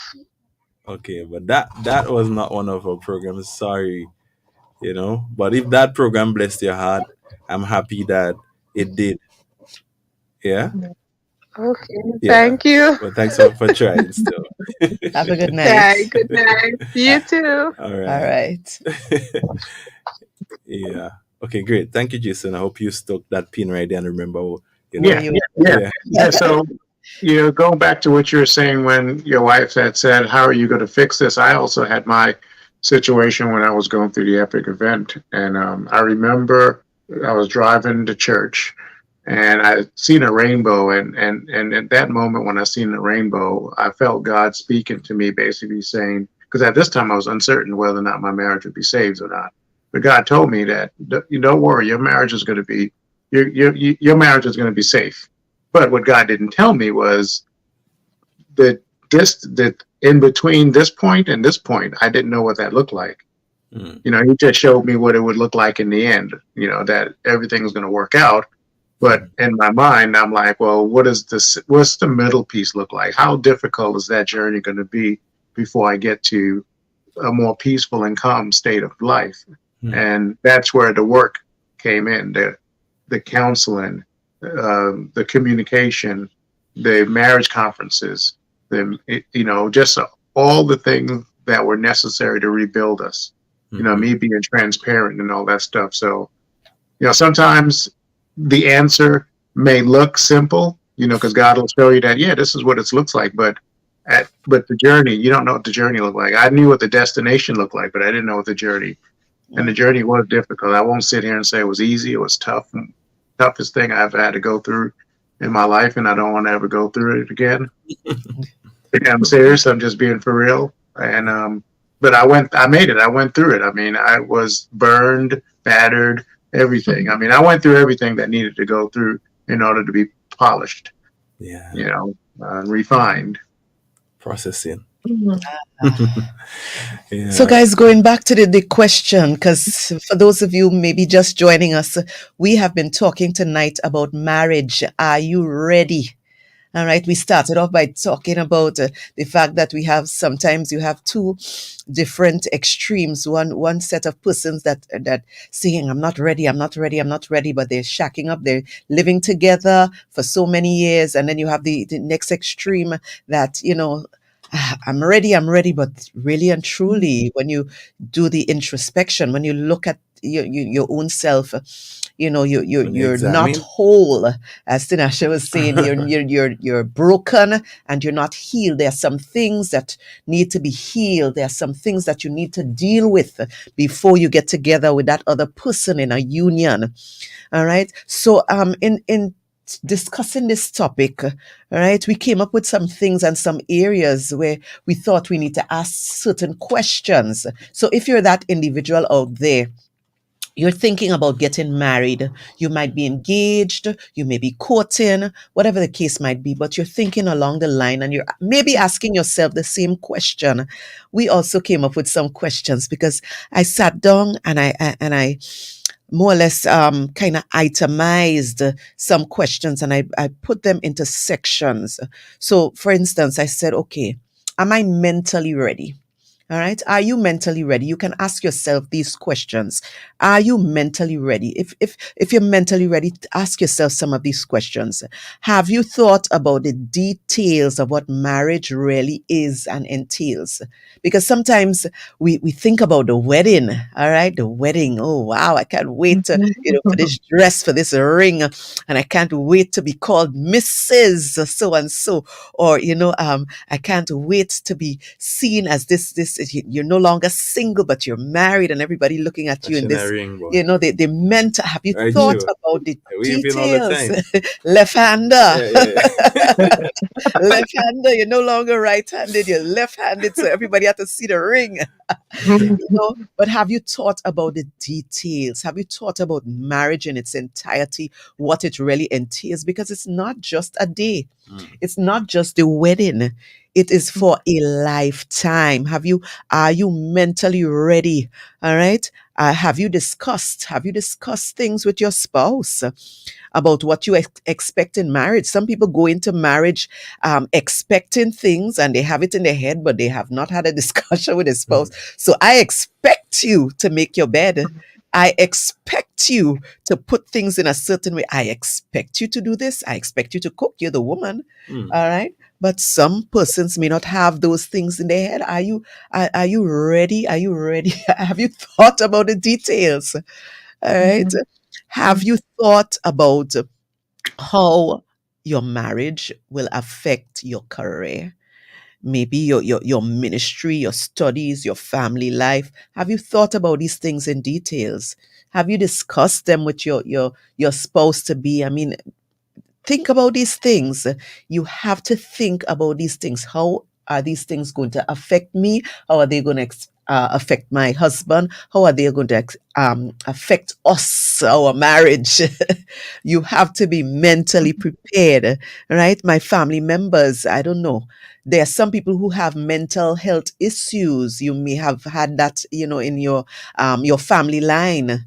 Right? Mental health issues. How am I going to deal with, I don't know, stress to come or the fact that this thing is in my history. Have you spoke to your husband about it? Have you? We're laughing, but some of these things people don't think about it. But I think the interesting thing is that the details is very boring. You get me, right? Yeah. People don't want to, So details is like there's no you joy have in more that. interesting things to talk about, like Yeah. the cake for the wedding, right? That's it. Where we going on vacation, like Yeah, where the yeah. honeymoon gonna be. Yeah. That's a lot more interesting. But it's supposed to be the opposite way. Yeah. Good. And the whole idea of becoming one Yes. means that you are constantly working together to get to that place. So even before you get married, you should already be on that journey to becoming one, to be taking steps towards each other. Right. And so Jason and I have written before he says I do, before she says I do. And that's a journal really asking you these thought-provoking questions. And you can find that on Amazon, right? Just type our name in, Jason and Tanasha Gray, and you'll find, type in Epic along with that, and you'll find before he says I do, before she says I do, because we recognize too, if we had gone through that reflective portion, and EPIC is an acronym. EPIC means the E stands for examination, the P for purification, the I for inner healing, and the C for complete closure. By the time you go through that process of that journal, you should be ready. He and she putting this booklet together to say, okay, this is what I wrote for these questions. This is what I wrote for these. This is my response. I've analyzed my needs, because some people don't even know what they want, much less for their needs. They can't vocalize it. So I would say, are you ready to start talking, to start sharing from a deeper level, not superficial, from a deeper level? When Jason asked me, did you sleep well last night? I need to be able to show up with not just a yes or a no. I need to show up with details of the counseling that I got while I was sleeping.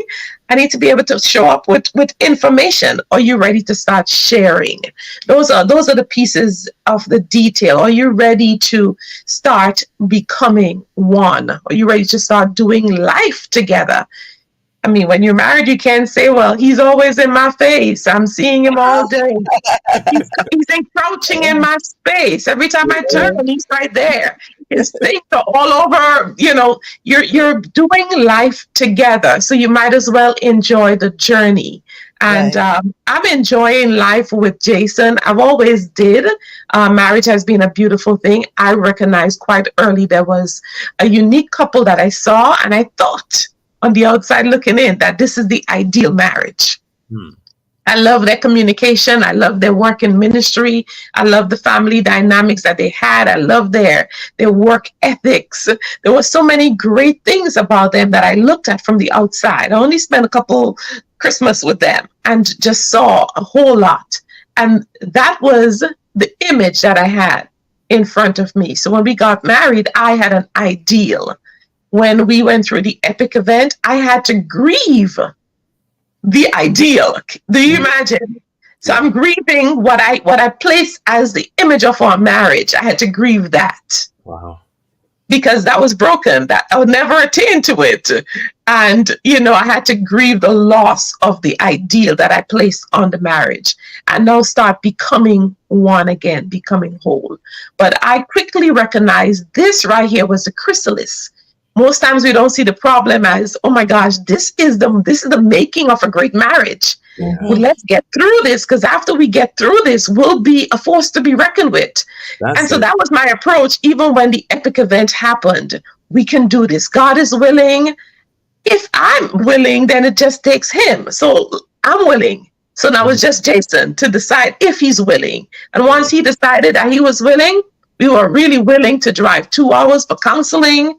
We were willing to put, to put aside all the differences and work through it. And again, if you're willing, you'll reap and eat and live in a fruitful land. You'll play in it. It'll be food for generations to come. But it starts with willingness. Yeah. And so that's the question, really. Are you really ready to yield and become one? When you're driving, you can't just keep on going. You got to sometimes yield for people. And most drivers are in such a hurry. And you're thinking, as a couple, I have to yield to Jason and Jason has to yield to me. He has to be able to scale back and fill my tank with the type of love that I need. And vice versa. I fill his tank with the love that he needs. I can't love him based on what I think he likes. I have to find out more about him and what it is that fills his tank, and then fill him up with that constantly.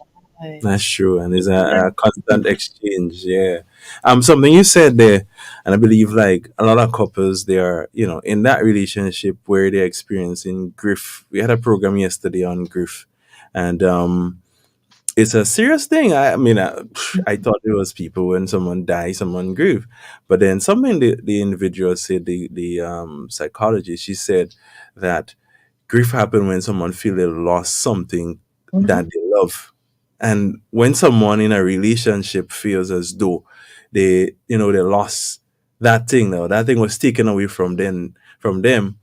Then you would see signs of grief showing up on their faces. Their neck would start getting a little bit longer. You would realize their feet getting a little thin. The body starts showing signs of grief.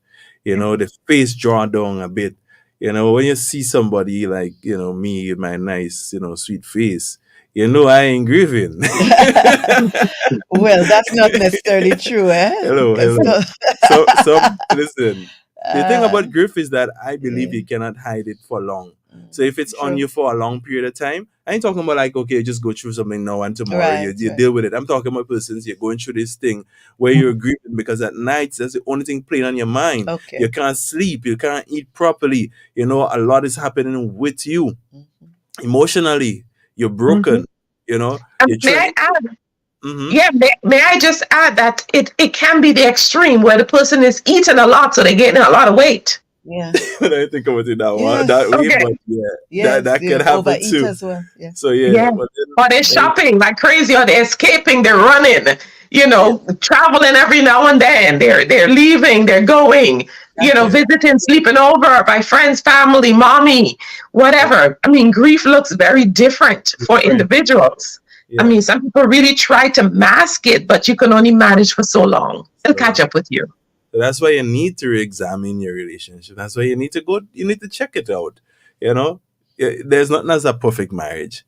There's always some area, like sometimes you don't see it now, and just take a moment and read God's word, and you would see God exposing some things in your life. Like, you're struggling right here, right? When you ask yourself a true question, you might say, yeah, I'm living. You probably thought you got over that thing, and it's now resurfacing in your relationship, and it's not yielding any good fruit. So again, don't think that you've been in it so long that you don't need to re-examine it. No, there's always going to be something that was said or something that will be done that you would see that will, catch your attention, and you'll be like, oh, I need to work and be truthful with yourself. Be truthful with yourself. Like other times you stop lying to yourself. Stop trying to look good in public, and deep inside.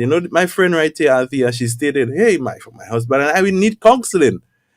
I mean, like, how's he saying that? Now, how many men?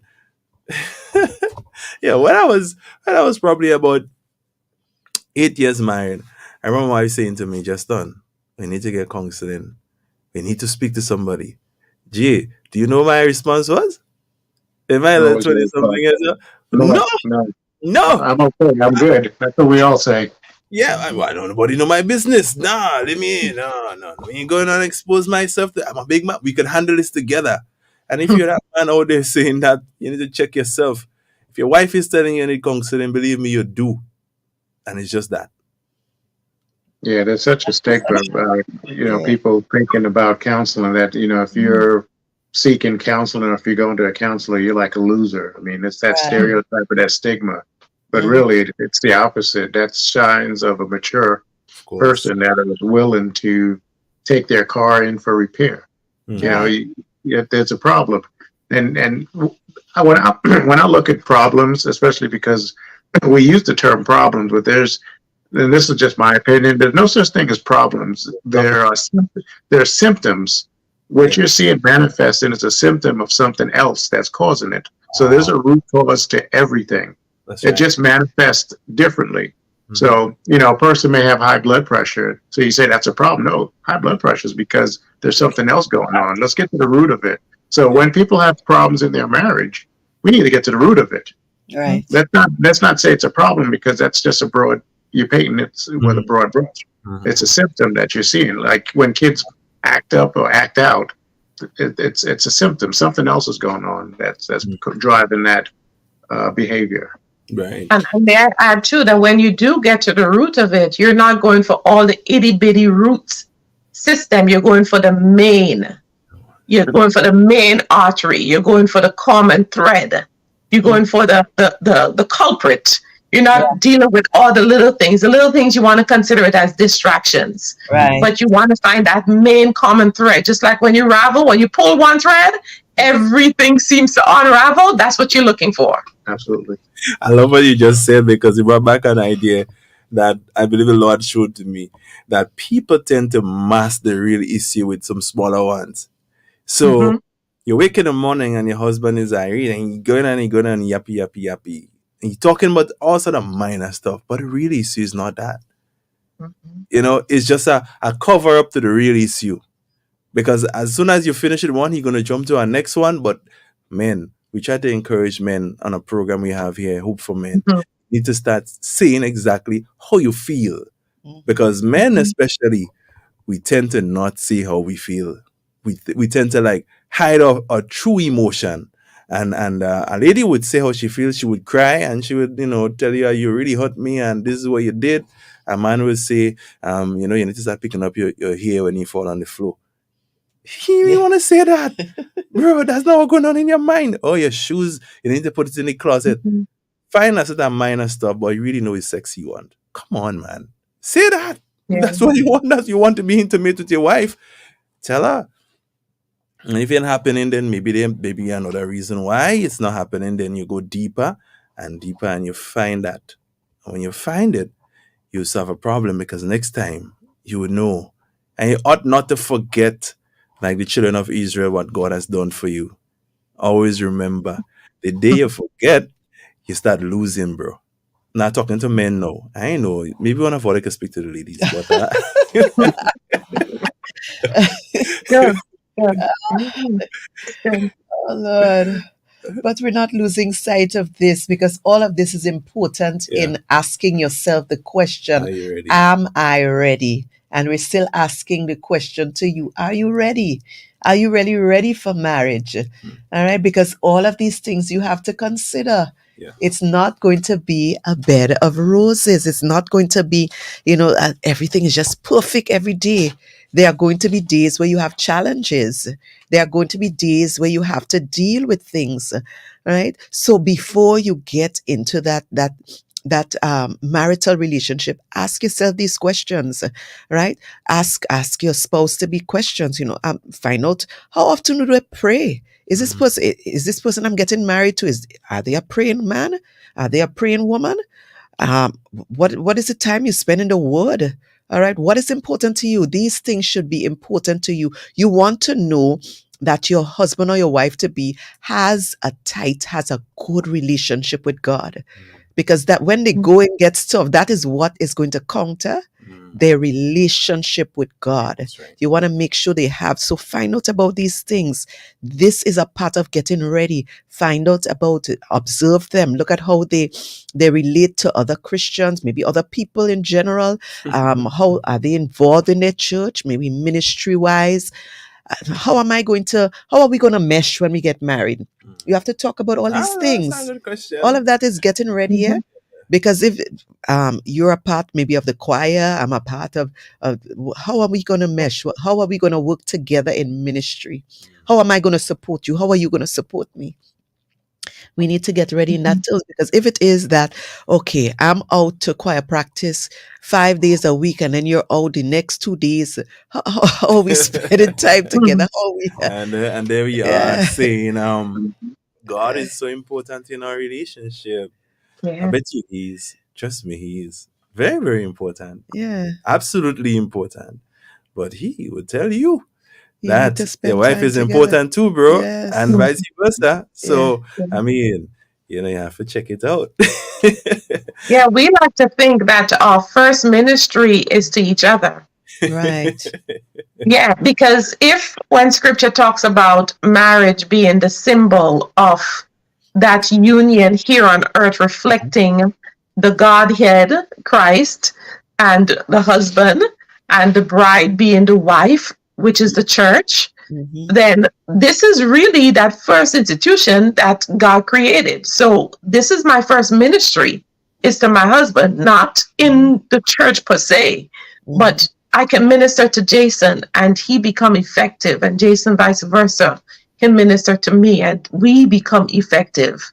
And just being able to analyze where we are as we do life together. We have set a goal. We have set the vision for our marriage, the mission as to how we're going to get there. We've asked ourselves, and I've asked Jason, what does the next 5 years look like for us? Can you share that plan with me? And when he shared the plan, it didn't even happen yet. Now looking back, 5 years ago, the plan is in operation. Yeah. Everything he said is what we're walking out. Awesome. Awesome. So it's important to be able to understand what the plan is, right? Even before you get into marriage. And then when you're in marriage, to continue to find out what the plan is for the next 5 years and so forth. Yeah, my friend over here just sent a comment. Got me smiling. All right. He says, I'm a lover of cake, and my mother was good at that. I got married, and my wife's first cake for me came nice, but the next day it was as hard as the table. Hello. We got a good laugh. Thanks. She now learned. I got a question here. My brother Trevor is asking a question. Do you really think couples couldn't have time to talk about those? these things? Yeah. And that's what we're saying. Like, the Yeah. thing you omit, it come back to haunt you tomorrow. Yes. Please. Yeah, you got to talk about those things. A while back, and this might be a little off topic, but it ties into it. Tanash and I were watching a YouTube video. This was a divorce attorney that was talking about marriage, and one of the things he talked about, but his point was that in marriages, you're going to have some difficult conversation, and one of the difficult conversations people have a hard time dealing with are prenuptials. And people may say, well, prenuptial is a horrible thing because, we're supposed to love each other and we should be thinking about the marriage as a business. But his point was, if you can talk about as something as difficult as what happens if this marriage doesn't work, what's our exit strategy, then that means that you can talk about anything. Is where he was going with that, not necessarily promoting prenups, but he's basically saying, this is one of the things that couples have a difficult time talking about. It's good to have these tough conversations because you're not hoping for something to go wrong, but you're preparing yourself mentally to say, what if this happened? How would we handle this?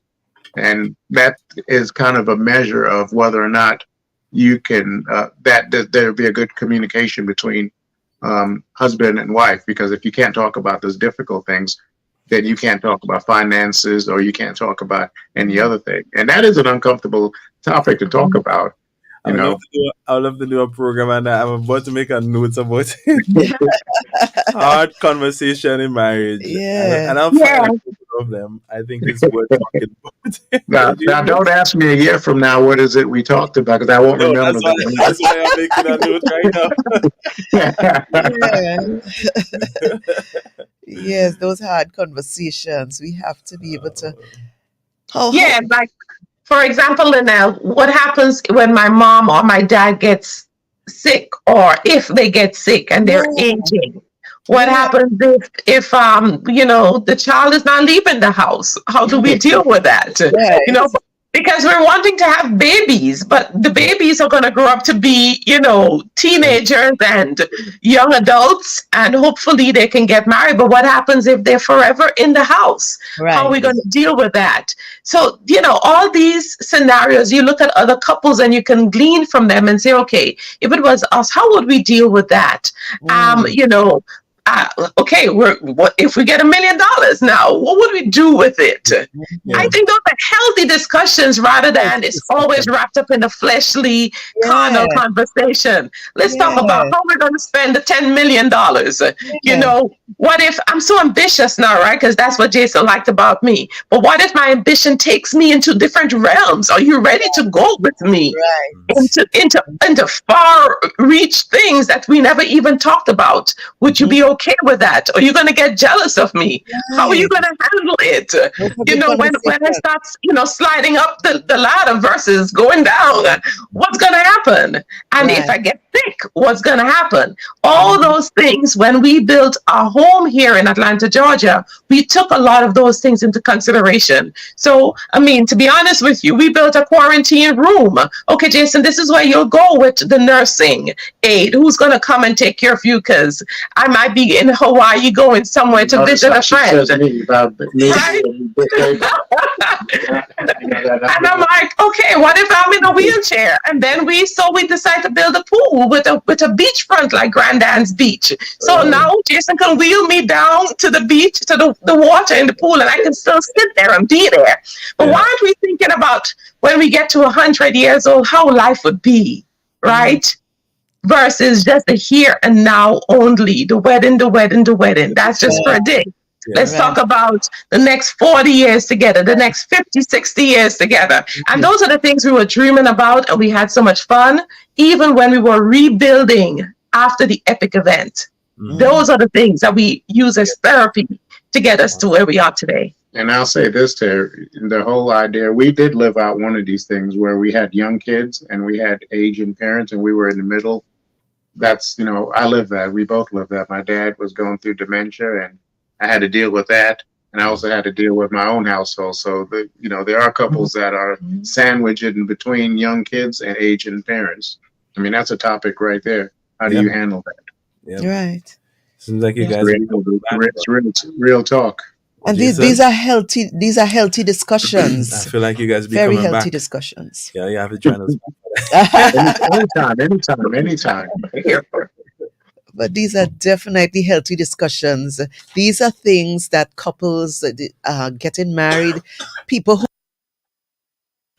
thinking about getting married, these are some things that you need to talk about. You need to talk about these things. You need to understand where or how your spouse thinks.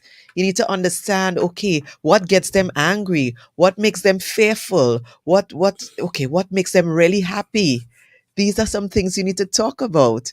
Perchance you never knew that your spouse was really afraid of spiders, and then one day you just, I don't know, you just surprise. you do something and they act in a way that you really did not expect them to act.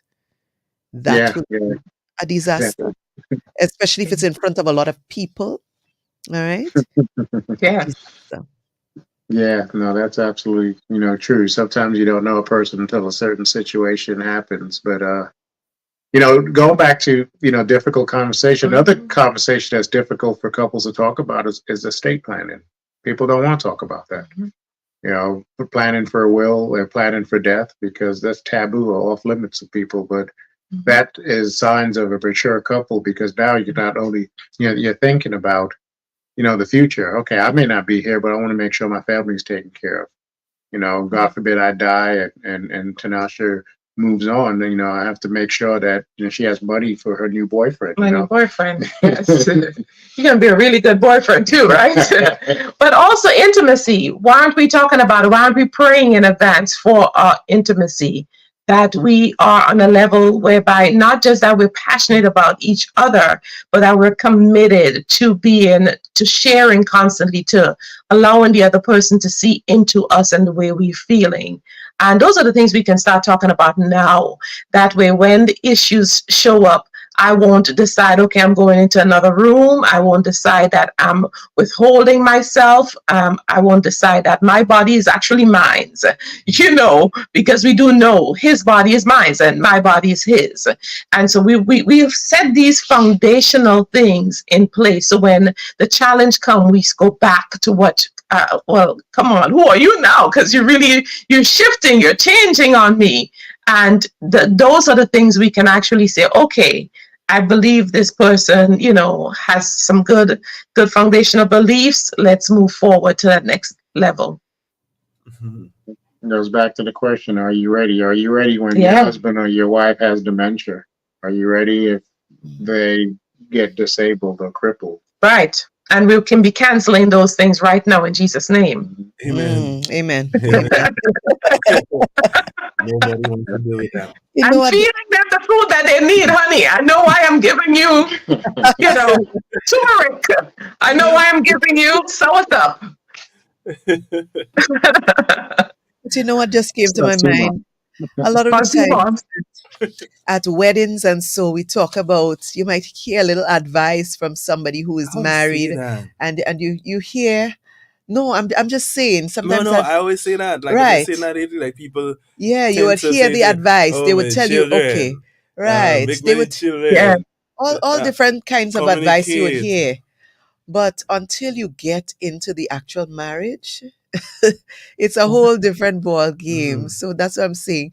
People need to understand that they need to be ready. Yeah. So even if you hear, come on, hurry up and make the children and hurry up and do this and don't forget to do that and don't forget, sometimes you figure it's just going to come easy and simple. But as we say locally, you got to ban your belly.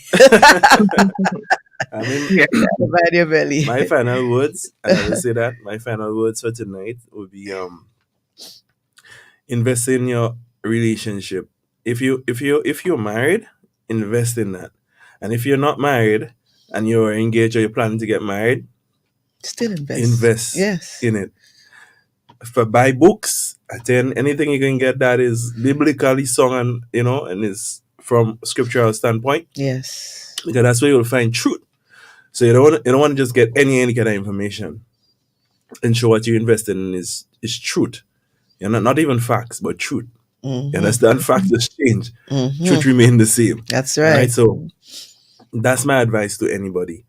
And even if you're married, still invest. Mm-hmm. If it's just a book, a video, sit down. Conferences as the epic time conference. together. Yeah. Time together is a great investment also. Mm-hmm. Because you don't have to sit for an hour. We do that thing with Jason and Tanasha, and he said, hey, sit and look me in my eyes and tell me what you see. You know what I mean? The intimate pose. Intimacy pose, yeah. Yeah, intimacy pose.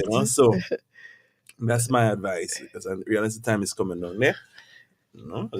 So we'd like to, I think I would like to hear from our guests first before we close off. We didn't even realize it's 9:00 already. So we'd like to hear your closing remarks before we close up this evening. I would piggyback on what Justin said is if you're looking at getting married, I would really recommend that you get premarital counseling and really look at what the big picture of marriage is and see whether or not you can, your life can, if that fits for your life.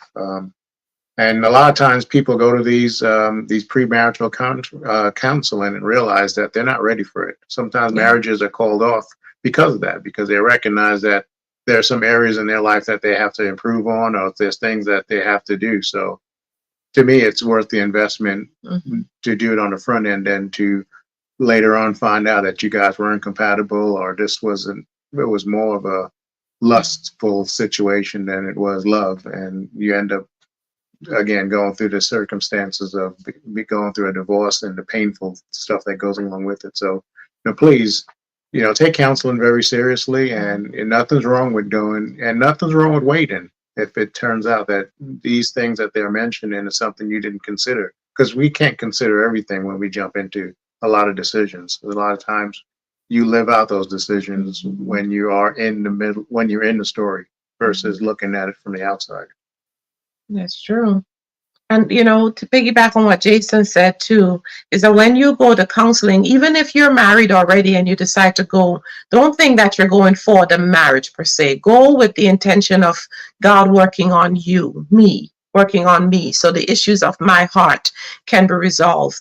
But way in advance, I would say my final words are, deal with the childhood traumas, or the young adult, or the breakups, or the things that really has caused you pain, causing your heart to be in all different places. We say fragmented, or even in some people captured, where they're locked up in prisons.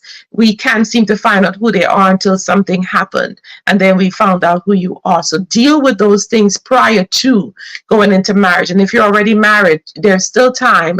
Go, to yourself that you're being triggered and there are patterns happening around you. Deal with those pain, those aches, those things that pop up every now and then.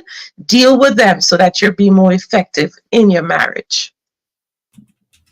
I love those words. And since we're piggybacking on each other's words, I'm going to piggyback on what Tanasha just said, because it just left something in my mind, just thinking about the fact that there are so many persons out there who are hurt, who are broken. As you said, they need to be healed before they can get together with that next person to become one. Because really and truly, the math might sound kind of strange, but 1 + 1 = 1. You have two wholes coming together to form a whole, right? You're becoming one flesh, the Bible speaks about. So if you're broken, if you have not dealt with the childhood hurts, the pains, the rape, the verbal abuse, the mental, all kinds of abuse, and all the things that you have been through, if you have not dealt with these things, how can you be ready for a marriage? How can you be ready to love someone? How can you be ready for someone to love you if you have not learned how to love yourself, if you have not learned exactly what love is? So it's very important for you to deal with these issues so you can enter into a marriage, really as a whole. You have something to give, something to you are able to give fully yourself to another person. Right? Yeah. Well, if you think you're not ready, I want to tell you it's not too late. I mean, it's not too late to get ready. And even if you're in a situation where you think it's difficult and you want to throw in the towel, I still want to encourage you it's not too late. The first advice I would give to you also is to turn to God. Turn to His Word. Be merciful. Stop acting like you don't have like you're carrying all the stones and the individual probably the hand just empty. Just talking about the woman when the scribe and the Pharisees came to Jesus and said to him, "This woman is an adulterer and she's this and that," and they're folks who they were ready to stone her. He said, "He without sin cast the first stone." If you look at your life, you would realize there's some issues in your life just the same. Some of us are just too prideful to acknowledge them, and so we point all the fingers at the other person. But if you think you don't have, if you think you have no sin, then you're in a good place to help your spouse, because that's what God placed you together for, not to beat down each other and see them as the weaker vessel and they don't need your help. And you just know you are a helper to your mate. So you want to take this opportunity and change your mind. You probably need God to just help you in that area. Maybe it's an area of struggle that you're dealing with, but it's not over. You don't have to give in. You don't have to give up. You don't have to. The fact that you're alive, the fact that you have a desire to get married, it means that God has something great in store for you. You might not be ready right away, but there will be a time when God will prepare you. God will prepare you. And let's take that time. Let's allow God to prepare us. Let's allow God to do what He's doing in us. Because I believe there's a preparation stage, even as Tinasha was talking about the virgins who were preparing for the bridegroom. Remember what they had to do? There were 5 of them who prepared. They had their lamps trimmed. They had the oil ready. Yeah. And there were next 5 who, when they realized the bridegroom was coming, listen, give me some of your oil. No. If I give you some of mine, then I won't have enough for myself. So we must too, we as individuals, as people of God, as people that want to be married, you're out there willing to be married. Prepare yourself. Put yourself out and get into those areas, those conferences, those places that you need to be in the Word of God, in the place. Yeah. Start with God. In the Word of Even God. Before you get married, it's important to start with God. Oh yes. Start with Him. Yes, He knows all about you. Start with Him. He knows all about you. Even some of the things, I would say, some of the things that you didn't even realize that you're dealing with, because there are some things that are deep hurts and pains that are maybe there from childhood. You never even realized that you were suffering with certain things. Yeah. Until God revealed it to you by the power of the Holy Spirit. You realize, listen, I'm dealing with this. I didn't even realize that I had a problem with this. Mm-hmm. Yeah. Mm-hmm. And you think you're ready, but you're not ready. Yeah. So let's wait on God. Let's allow God to prepare us to really mold and make us and shape us and prepare us for that man, that's going to be your husband, or that woman that's going to be your wife. Yep. So don't give up. Don't give up at all. My friend said it earlier on. Marriage requires work. You have to work on the thing. You can't just, it's not like we can talk about love language. Tinasha mentioned when your spouse wants to love you the way that they want to be loved. Mm-hmm. And it's far from how you want to be loved. So a lot of time you have, for example, I might be always bringing gifts to my wife, flowers and drinks and chocolate and all of these things. And it doesn't move me, because that's not how I feel love. She wants me to sit with her and look her in the eyes for a good 15 minutes, and she'll feel like an queen. hour. She really want that. You really want that. Maybe another time we'll talk about love languages, because it really is an important part of understanding each other and loving each other. If we understand how each person, desire to be loved, and to how I desire to be shown appreciation. Yeah. It really matters. It's a very intricate thing. Yes. So guys, it is not just be married and it works out because we are now living together. Yeah? I think we lost the Greys. They probably got bumped out. Some kind of connectivity issue. But we're grateful. To them, Yes, we're really grateful and thankful that they joined us tonight. It was a very interesting and wonderful discussion. And we really we really would like to implore you, those of you out there, you're a couple. Again, they invited those of you who are thinking about getting married. So if you're engaged, you can also attend the marriage conference. Remember, the singles night is on the Friday, and it will be at the St. George's Baptist Church. All right. So the theme is Pre-Examination for Love. And this one is free, yeah? Yes, this one is free. The Friday night for singles is free.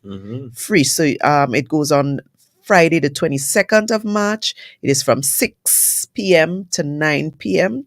at the St. George's Baptist Church. All right. It's free. So you can come. There will be panelists. There's a panel discussion, stories, and you have a keynote speaker as well. So you can come, ask your questions. All right.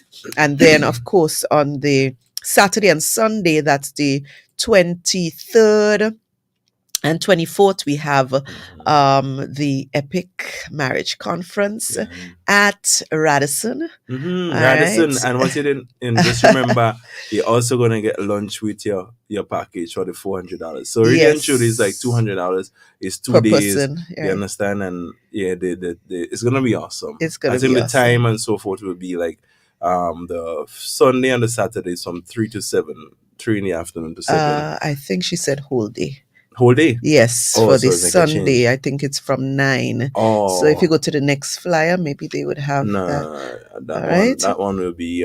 but we'll play the video at the end again. So you'll get all the details again as we end off the show. Yeah. We'll play the video. So thanks again, everyone, for joining us. Yeah. It has been a pleasure. We'll see you next time. Don't forget, every second Friday, we have Becoming One. Becoming One. So have a great evening. Blessings.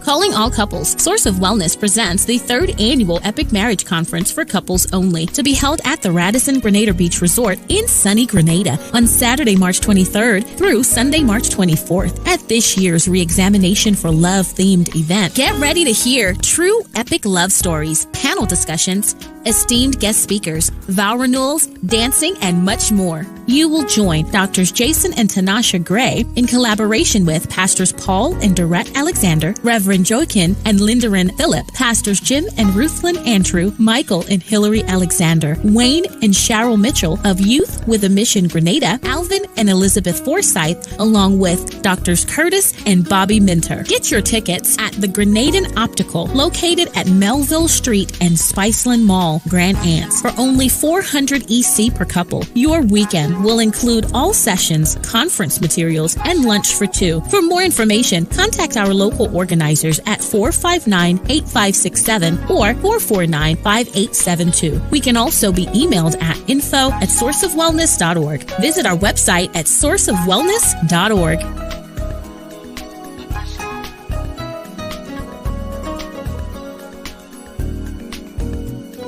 Becoming one. For this reason, a man shall leave his mother and father and cleave to his own wife, and the two shall become one flesh. Becoming One, a program designed to strengthen marriages, challenge couples, and reignite a passion for loving, godly relationships. Join us as we discuss kingdom marriage principles on Becoming One, hosted by the Sabazans. Becoming One.